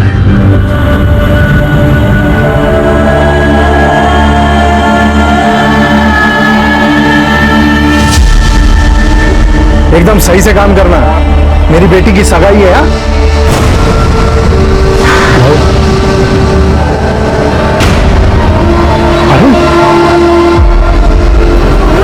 क्या हुआ बेटा? क्या हुआ? क्या हुआ बेटा? हाँ? चल अंदर। सर, अमन के नंबर की कॉल और लोकेशन डिटेल्स आ गई है। अमन का जिस दिन खून हुआ था उस दिन वो कमेरी गांव में आया था।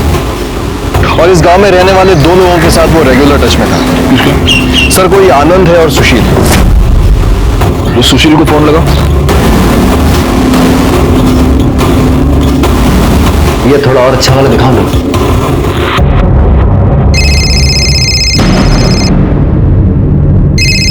ये मोबाइल कंपनी वाले भी ना काट दिया सर। वो दूसरा क्या? आनंद, उसको लगा।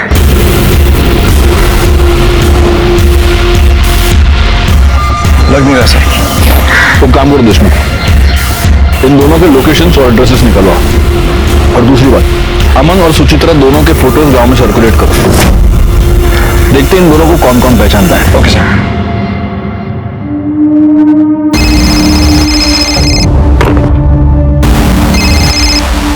क्या हुआ रे? क्यों इतना फोन कर रहा है? भाऊ पारुल का हालत बहुत खराब है भाऊ, लवकर ये। क्या?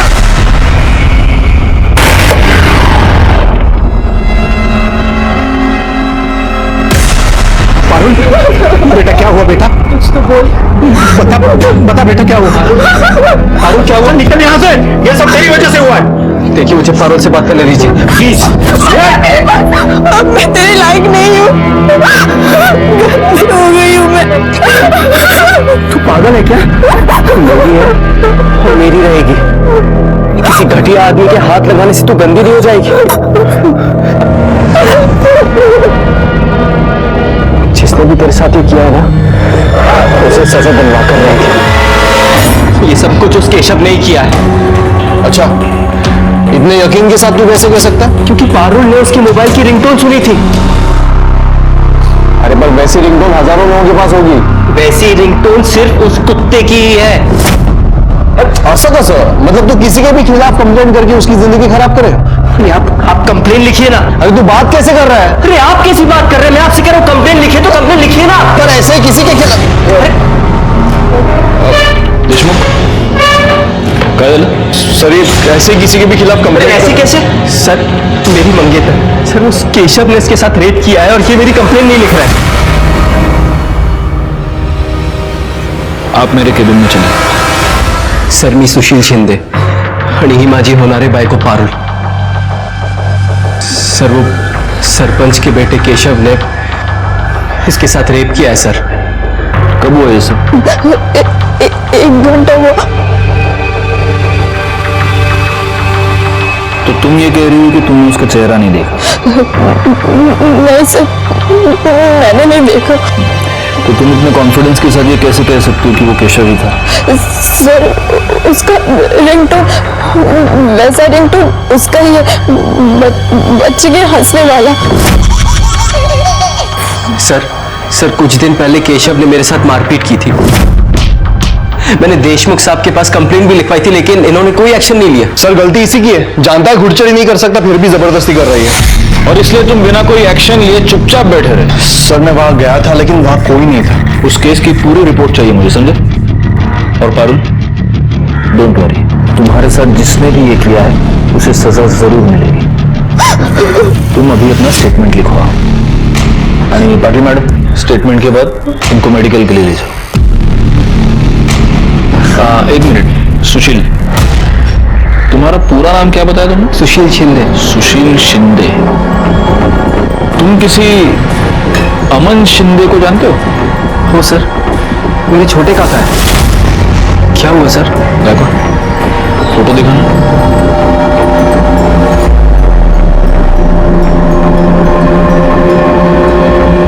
हाँ सर, यही है। पर हुआ क्या है? मुझसे मिलने आने वाले थे अभी, पर पिछले 2-3 दिन से फोन नहीं लग रहा इनका।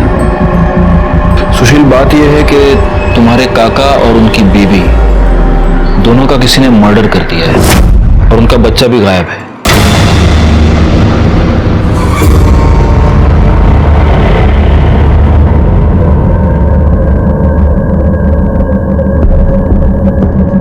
सुशील, तुम्हारा क्या अंदाजा है, कौन कर सकता है ये?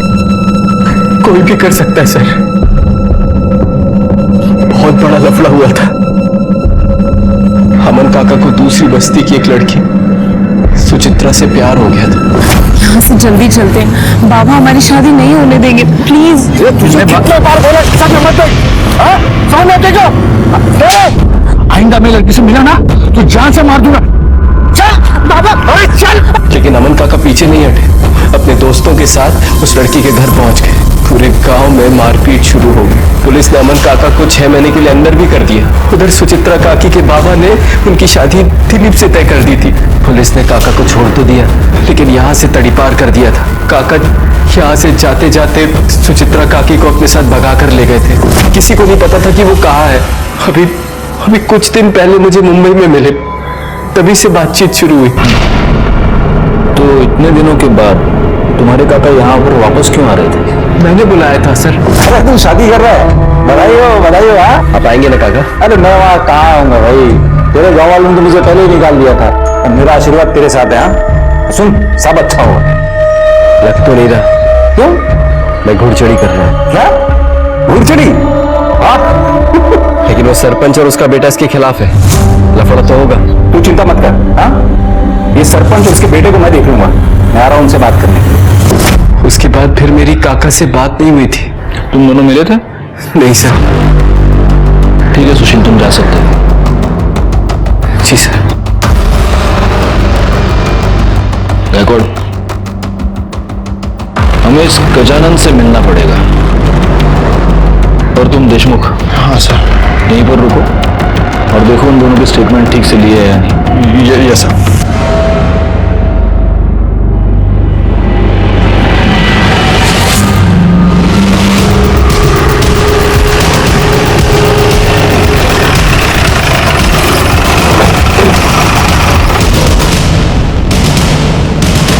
आप लोग अंदर नहीं जा सकते। हाँ, आप लोग अंदर नहीं जा सकते। हमें अंदर जाने दीजिए। केशव बाबू को हाथ लगाया तो अच्छा नहीं होगा। हाँ, अच्छा नहीं होगा, बिल्कुल अच्छा नहीं होगा। आप अंदर नहीं जा सकते। गायकवाड़, इनको कैसे पता कि हम केशव के लिए आए? पुलिस स्टेशन वापस जाने के बाद देशमुख के कॉल रिकॉर्ड से बिल्कुल जाने नहीं देंगे अंदर। वार्न कर रहा हूँ, हमको अंदर जाने दो वरना तुम्हारा उठना टग में।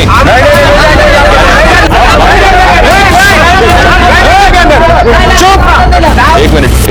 क्या चल रहा है ये? आइए इंस्पेक्टर साहब। अरे इंस्पेक्टर साहब आए हैं, उन्हें उनका काम करने दीजिए। साहब, हम पूरी तरह से आपको साथ देने को तैयार हैं। देखिए, मेरे बेटे ने किसी का बलात्कार नहीं किया है। आपको जो तसल्ली करनी है कर लीजिए।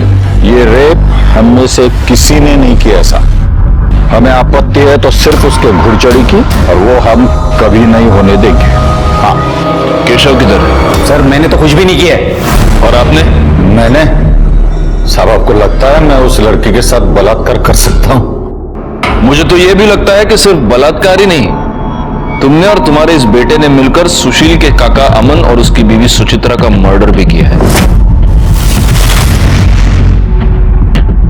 साहब, उस अमन को गांव से तड़ीपार किया था। मैंने उसे 10 साल से देखा भी नहीं है। और जब देखा तब अपना पुराना बदला लेने के लिए उसको मार दिया। हाँ? नहीं, मैंने उसे नहीं मारा, ना कि मेरे बेटे ने किसी का रेप किया है। इस बात का पता हम लगाएंगे। गायकवाड़, इन दोनों के कपड़े उतारो और चेक करो इनके शरीर पर कहीं वो कील का निशान मिलता है या नहीं। नहीं, आप ऐसा नहीं कर सकते। कर सकता हूं। अब ये तुम डिसाइड करो, अपने घर में कपड़े उतारोगे या पुलिस स्टेशन चल के उतारोगे।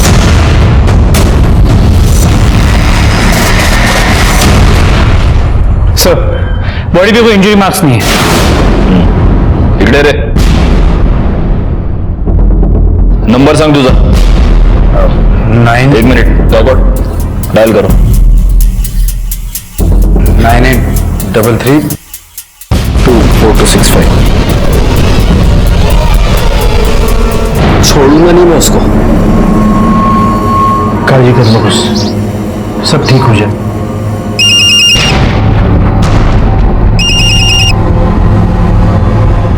हेलो। हेलो पारुल। जी सर, बोलिए। जरा ये रिंगटोन सुनना।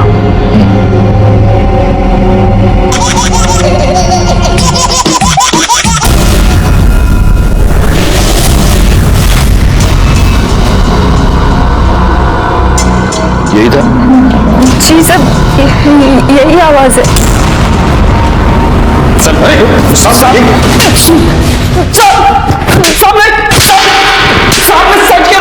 सच में कुछ नहीं किया साहब। अगर तूने कुछ नहीं किया है तो तूने अपने बॉडीगार्ड्स क्यों बुला रखे थे? घर के बाहर लोगों को इकट्ठा क्यों करके रखा था? साहब वो तो मुझे देशमुख साहब ने मैसेज करके बताया था कि आप लोगों को मुझ पर शक हो गया है। मैंने सोचा आप बेकार में मुझे उठाओगे और मारोगे, इसीलिए। मार तो तुझे अभी भी पड़ेगी। बैकवर्ड थोड़ा। साहब मैं सच कह रहा हूँ, मैंने सच में कुछ नहीं किया। मुझे तो लगता है उस लड़की का रेप हुआ ही नहीं है, वो तो बस मुझे फंसाने के लिए झूठ बोल रही है। उस लड़की की कुछ दिनों में शादी होने वाली है, ऐसी लड़की तुझे फंसाने के लिए अपने ऊपर इतनी बड़ी बदनामी लेगी? हाँ साहब वो लोग किसी भी हद तक गिर सकते।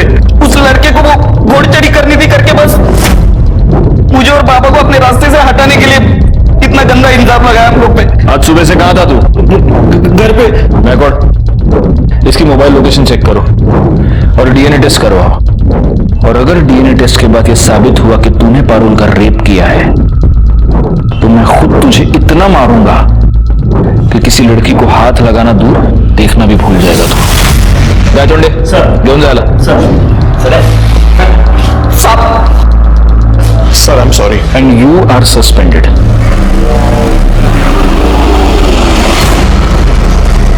सर अमन के कॉल रिकॉर्ड में सुशील के अलावा जो दूसरा नंबर मिला था उससे बात हो गई है। वो नंबर सुचित्रा के जीजा का है, आनंद का। उसे पुलिस स्टेशन बुला लिया है। ऐसा कैसे हो सकता है? कोई ऐसा कैसे कर सकता है? किसने मारा उसको? जिस दिन वो आई थी उस दिन वो कितनी खुश थी।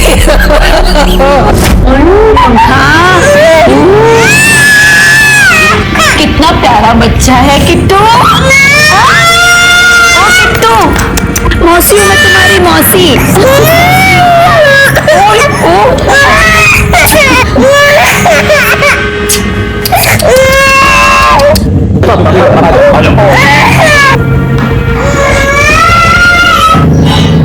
सुचित्रा तुम खुश तो हो ना? ताई एक बार बाबा से बात करना, उनका गुस्सा ठीक हो गया ना, फिर सब ठीक हो जाएगा।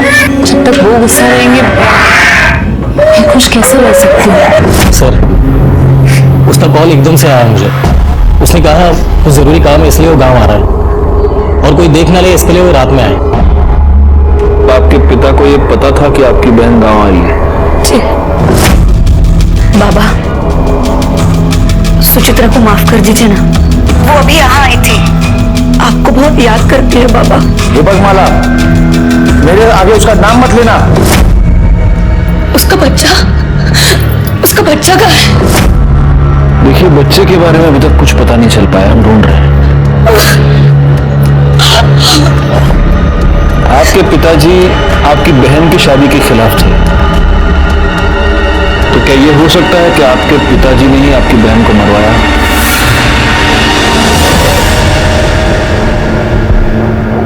10 साल पहले अमन को इस गांव से तड़ीपार कर दिया गया, लेकिन तड़ीपार होने से पहले अमन सुचित्रा को भगा कर ले गया। तो सुचित्रा का बाप विनोद इस शादी से खुश नहीं था। हो सकता है कि ऑनर किलिंग का मामला हो, विनोद ने इन दोनों को मारा। एक पॉसिबिलिटी ये भी है कि गजानन ने इन दोनों का खून किया हो, या फिर इन दोनों बस्तियों में से किसी ने भी। सर एक आदमी और हो सकता है। भागने से पहले सुचित्रा की सगाई एक लड़के से हुई थी, दिलीप। हो सकता है उसने अभी अपना बदला ले लिया। लेकिन किसी के भी खिलाफ हमारे पास कोई भी पुख्ता सबूत नहीं है। एक काम करो बैकवर्ड, सबसे पहले सुचित्रा के पिता विनोद से पूछताछ करो। क्या हुआ साहब? हटिए, विनोद बहुत से अंदर नहीं जा सकते। अरे हटिए, साइड में होइए, साइड में होइए। काय झालं? बोलायचं तुमच्याशी। ठीक है या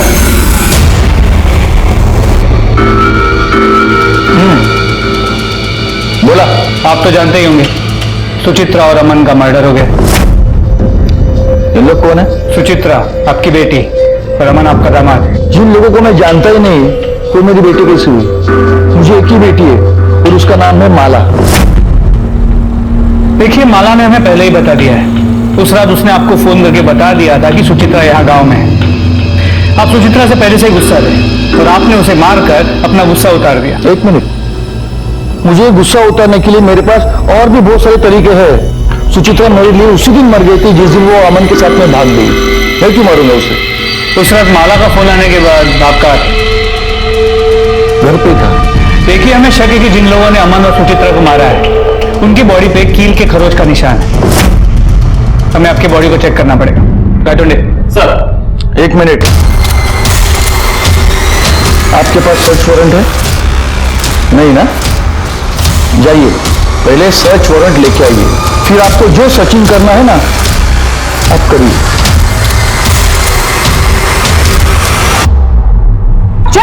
चुप हो जा रे। अरे चुप। क्या है? ये दारू एक थैली दे। वो कोई इधर है।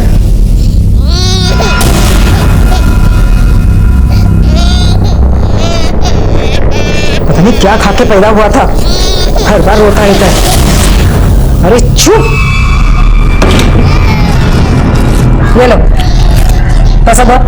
बच्चे की मम्मी क्या हो जा रही? अपने काम से काम रखो। चल रख।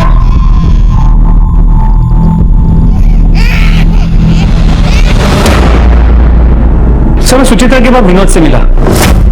उसकी बातों से ऐसे लगा कि सुचित्रा से उसकी नाराजगी अब भी कम नहीं हुई और सर उसने अपनी बॉडी को चेक करवाने से भी मना कर दिया। ऐसे कैसे मना कर दिया? कोर्ट से ऑर्डर निकलो। सर, दिलीप आया। सुना है दिलीप कि तुम्हारी सुचित्रा के साथ शादी तय हुई थी। सर, कहा आप 10 साल पहले की बात कर रहे हो? सर, शादी होने वाली थी पर हुई नहीं, लड़की भाग गई सर।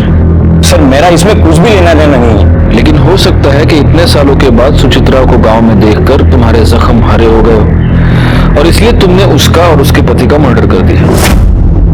सर, मैं कहाँ देखूंगा उन्हें? मैं तो शहर में दफ्तर में था सर। ठीक है, अभी तुम जा सकते हो। अगर जरूरत पड़ी तो वापस बुला लेंगे। Okay sir.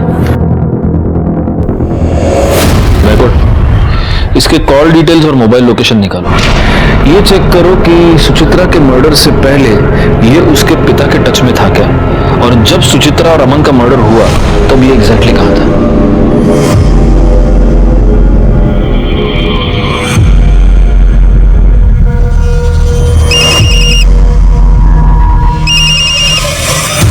Hello hello Parul, बहुत बुरा हुआ रे तेरे साथ। अब तो वो सुशील भी तेरे से शादी नहीं करेगा। हाँ, लेकिन तू चिंता मत कर, मैं करेगा तेरे से शादी। कौन बोल रहे हो और क्यों कर रहे हो ऐसा? Hello hello.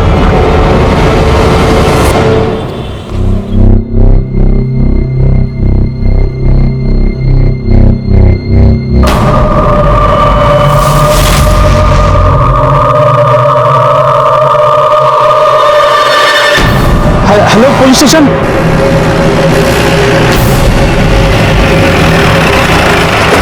सर, मैंने आपको फोन किया था। यहाँ एक बच्चे की लाश पड़ी है।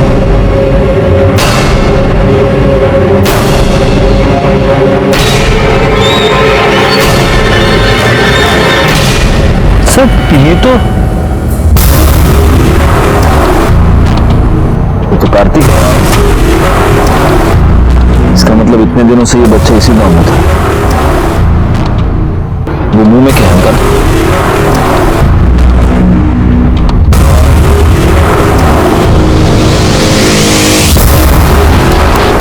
लगता है किसी ने ये कपड़ा इस बच्चे के मुंह में ठूंस दिया था। इसी से दम घुटकर उसकी मौत हुई है। Anyway, इस कपड़े को फॉरेंसिक के लिए भेज दो और बच्चे की बॉडी को पोस्टमार्टम के लिए, और पोस्टमार्टम के बाद इसे माला को सौंप देना।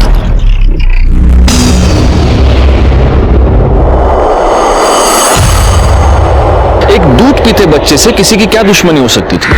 क्या उसे इसीलिए मारा गया था कि उसके माँ बाप की शादी कुछ लोगों की मर्जी के खिलाफ हुई थी, या फिर इस अपराध के पीछे कोई और वजह थी? सर, उस बच्चे की पोस्टमार्टम रिपोर्ट मौत दम घुटने की वजह से हुई है और उसके मुंह में जो कपड़ा मिला था उस पर कच्ची शराब के ट्रेसेस मिले। पता करो कि गांव में कौन कौन कच्ची शराब बनाता है। जी सर।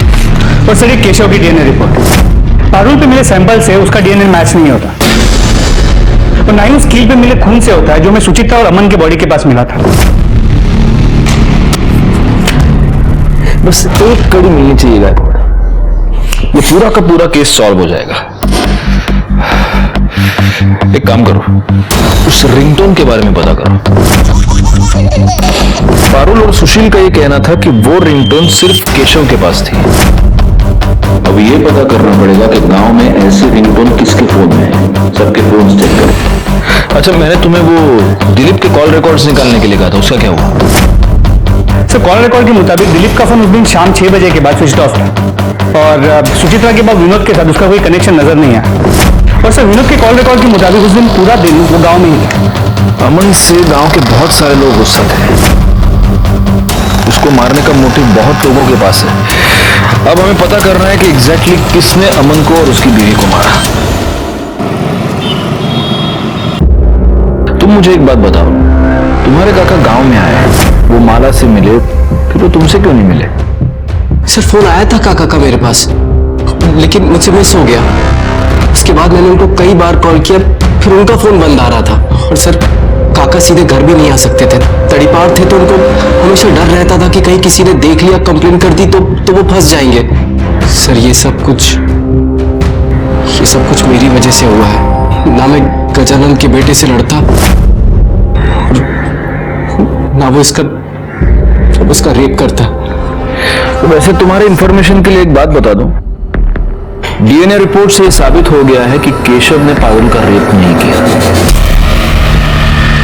लेकिन एक पॉसिबिलिटी है जो हम रूल आउट नहीं कर रहे। ये हो सकता है कि केशव ने किसी और को पारुल का रेप करने की सुपारी दी हो और उसी ने तुम्हारे काका काकी का मर्डर भी करवाया। तुम्हें किसी पर शक? पारुल? सर, एक नंबर से मुझे बार बार फोन आ रहा है। कौन सा नंबर? किसका नंबर? पता नहीं सर, वो मेरे पीछे ही पड़ा, बार बार यही कहता है कि तुम ये शादी नहीं कर सकती। पहले मुझे लग रहा था कि केशव ने ही रेप किया, लेकिन उस दिन भी मुझे बार बार उसका फोन आ रहा था।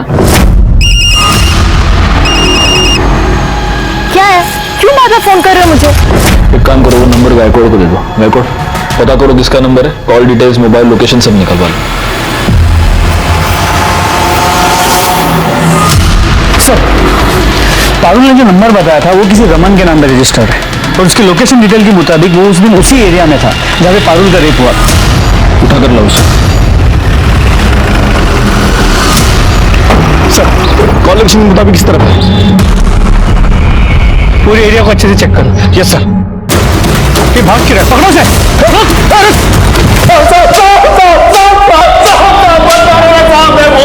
पारुल का रेप किया ना तूने? नहीं साहब, मैंने कुछ नहीं किया है साहब। लेकिन तेरी मोबाइल लोकेशन तो कुछ और ही बता रही है। साहब, मैं उसके पीछे था उस दिन, लेकिन बस उसे तंग कर रहा था साहब। मैंने कुछ नहीं किया है साहब। फिर किसी के आने की आहट सुनाई दी और मैं निकल गया था वहां से। मुझे लगा सुशील आ रहा है वहां पे। बैगोड़े काम करो, मिर्ची डालो इसकी आंख में। नहीं साहब, मैं सच बोल रहा हूँ साहब। सच तो तू बोलेगा ही। बैगोड़, अपने स्टाइल से पूछते रहो। नहीं साहब, मुझे छोड़ देना साहब। खबरों से पता चला है कि इस तरह के रिंगटोन वाले दो ऐसे लोग हैं जो इस केस में इन्वॉल्व हैं। एक तो केशव और दूसरा ये तेरी मोबाइल लोकेशन। जिस वक्त पारुल का रेप हुआ तू वहीं पर था। एक दिन पहले तूने वही रिंगटोन डाउनलोड की थी जो केशव की थी। और अगर ये काफी नहीं है तो डीएनए टेस्ट के बाद पता चल ही जाएगा कि तूने पारुल का रेप किया है। अब बोल बोल। जी साहब, मैंने रेप किया।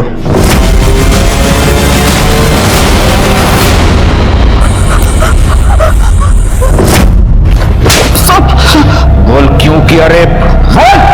सर, वो सुशील और पारुल बहुत अकड़ है साहब, उन दोनों में बहुत अकड़ थी। 1 साल पहले की बात है, मैं खुद मेरे बेटे का रिश्ता लेके वहां गया था।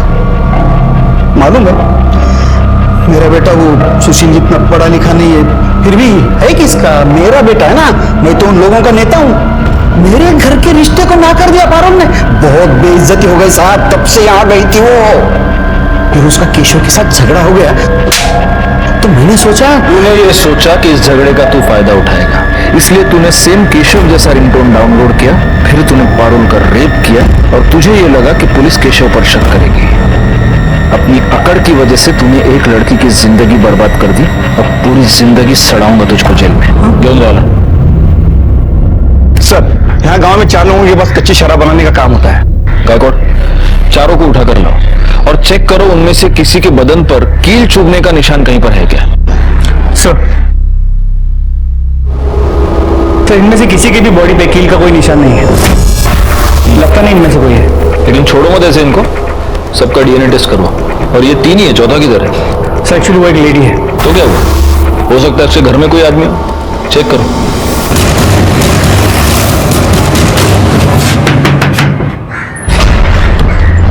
आपको हमारे साथ चलना होगा।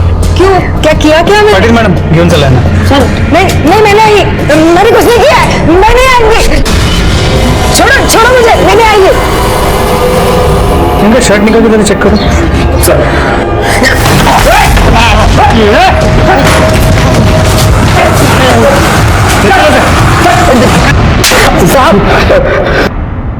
क्यों मारा उन दोनों को?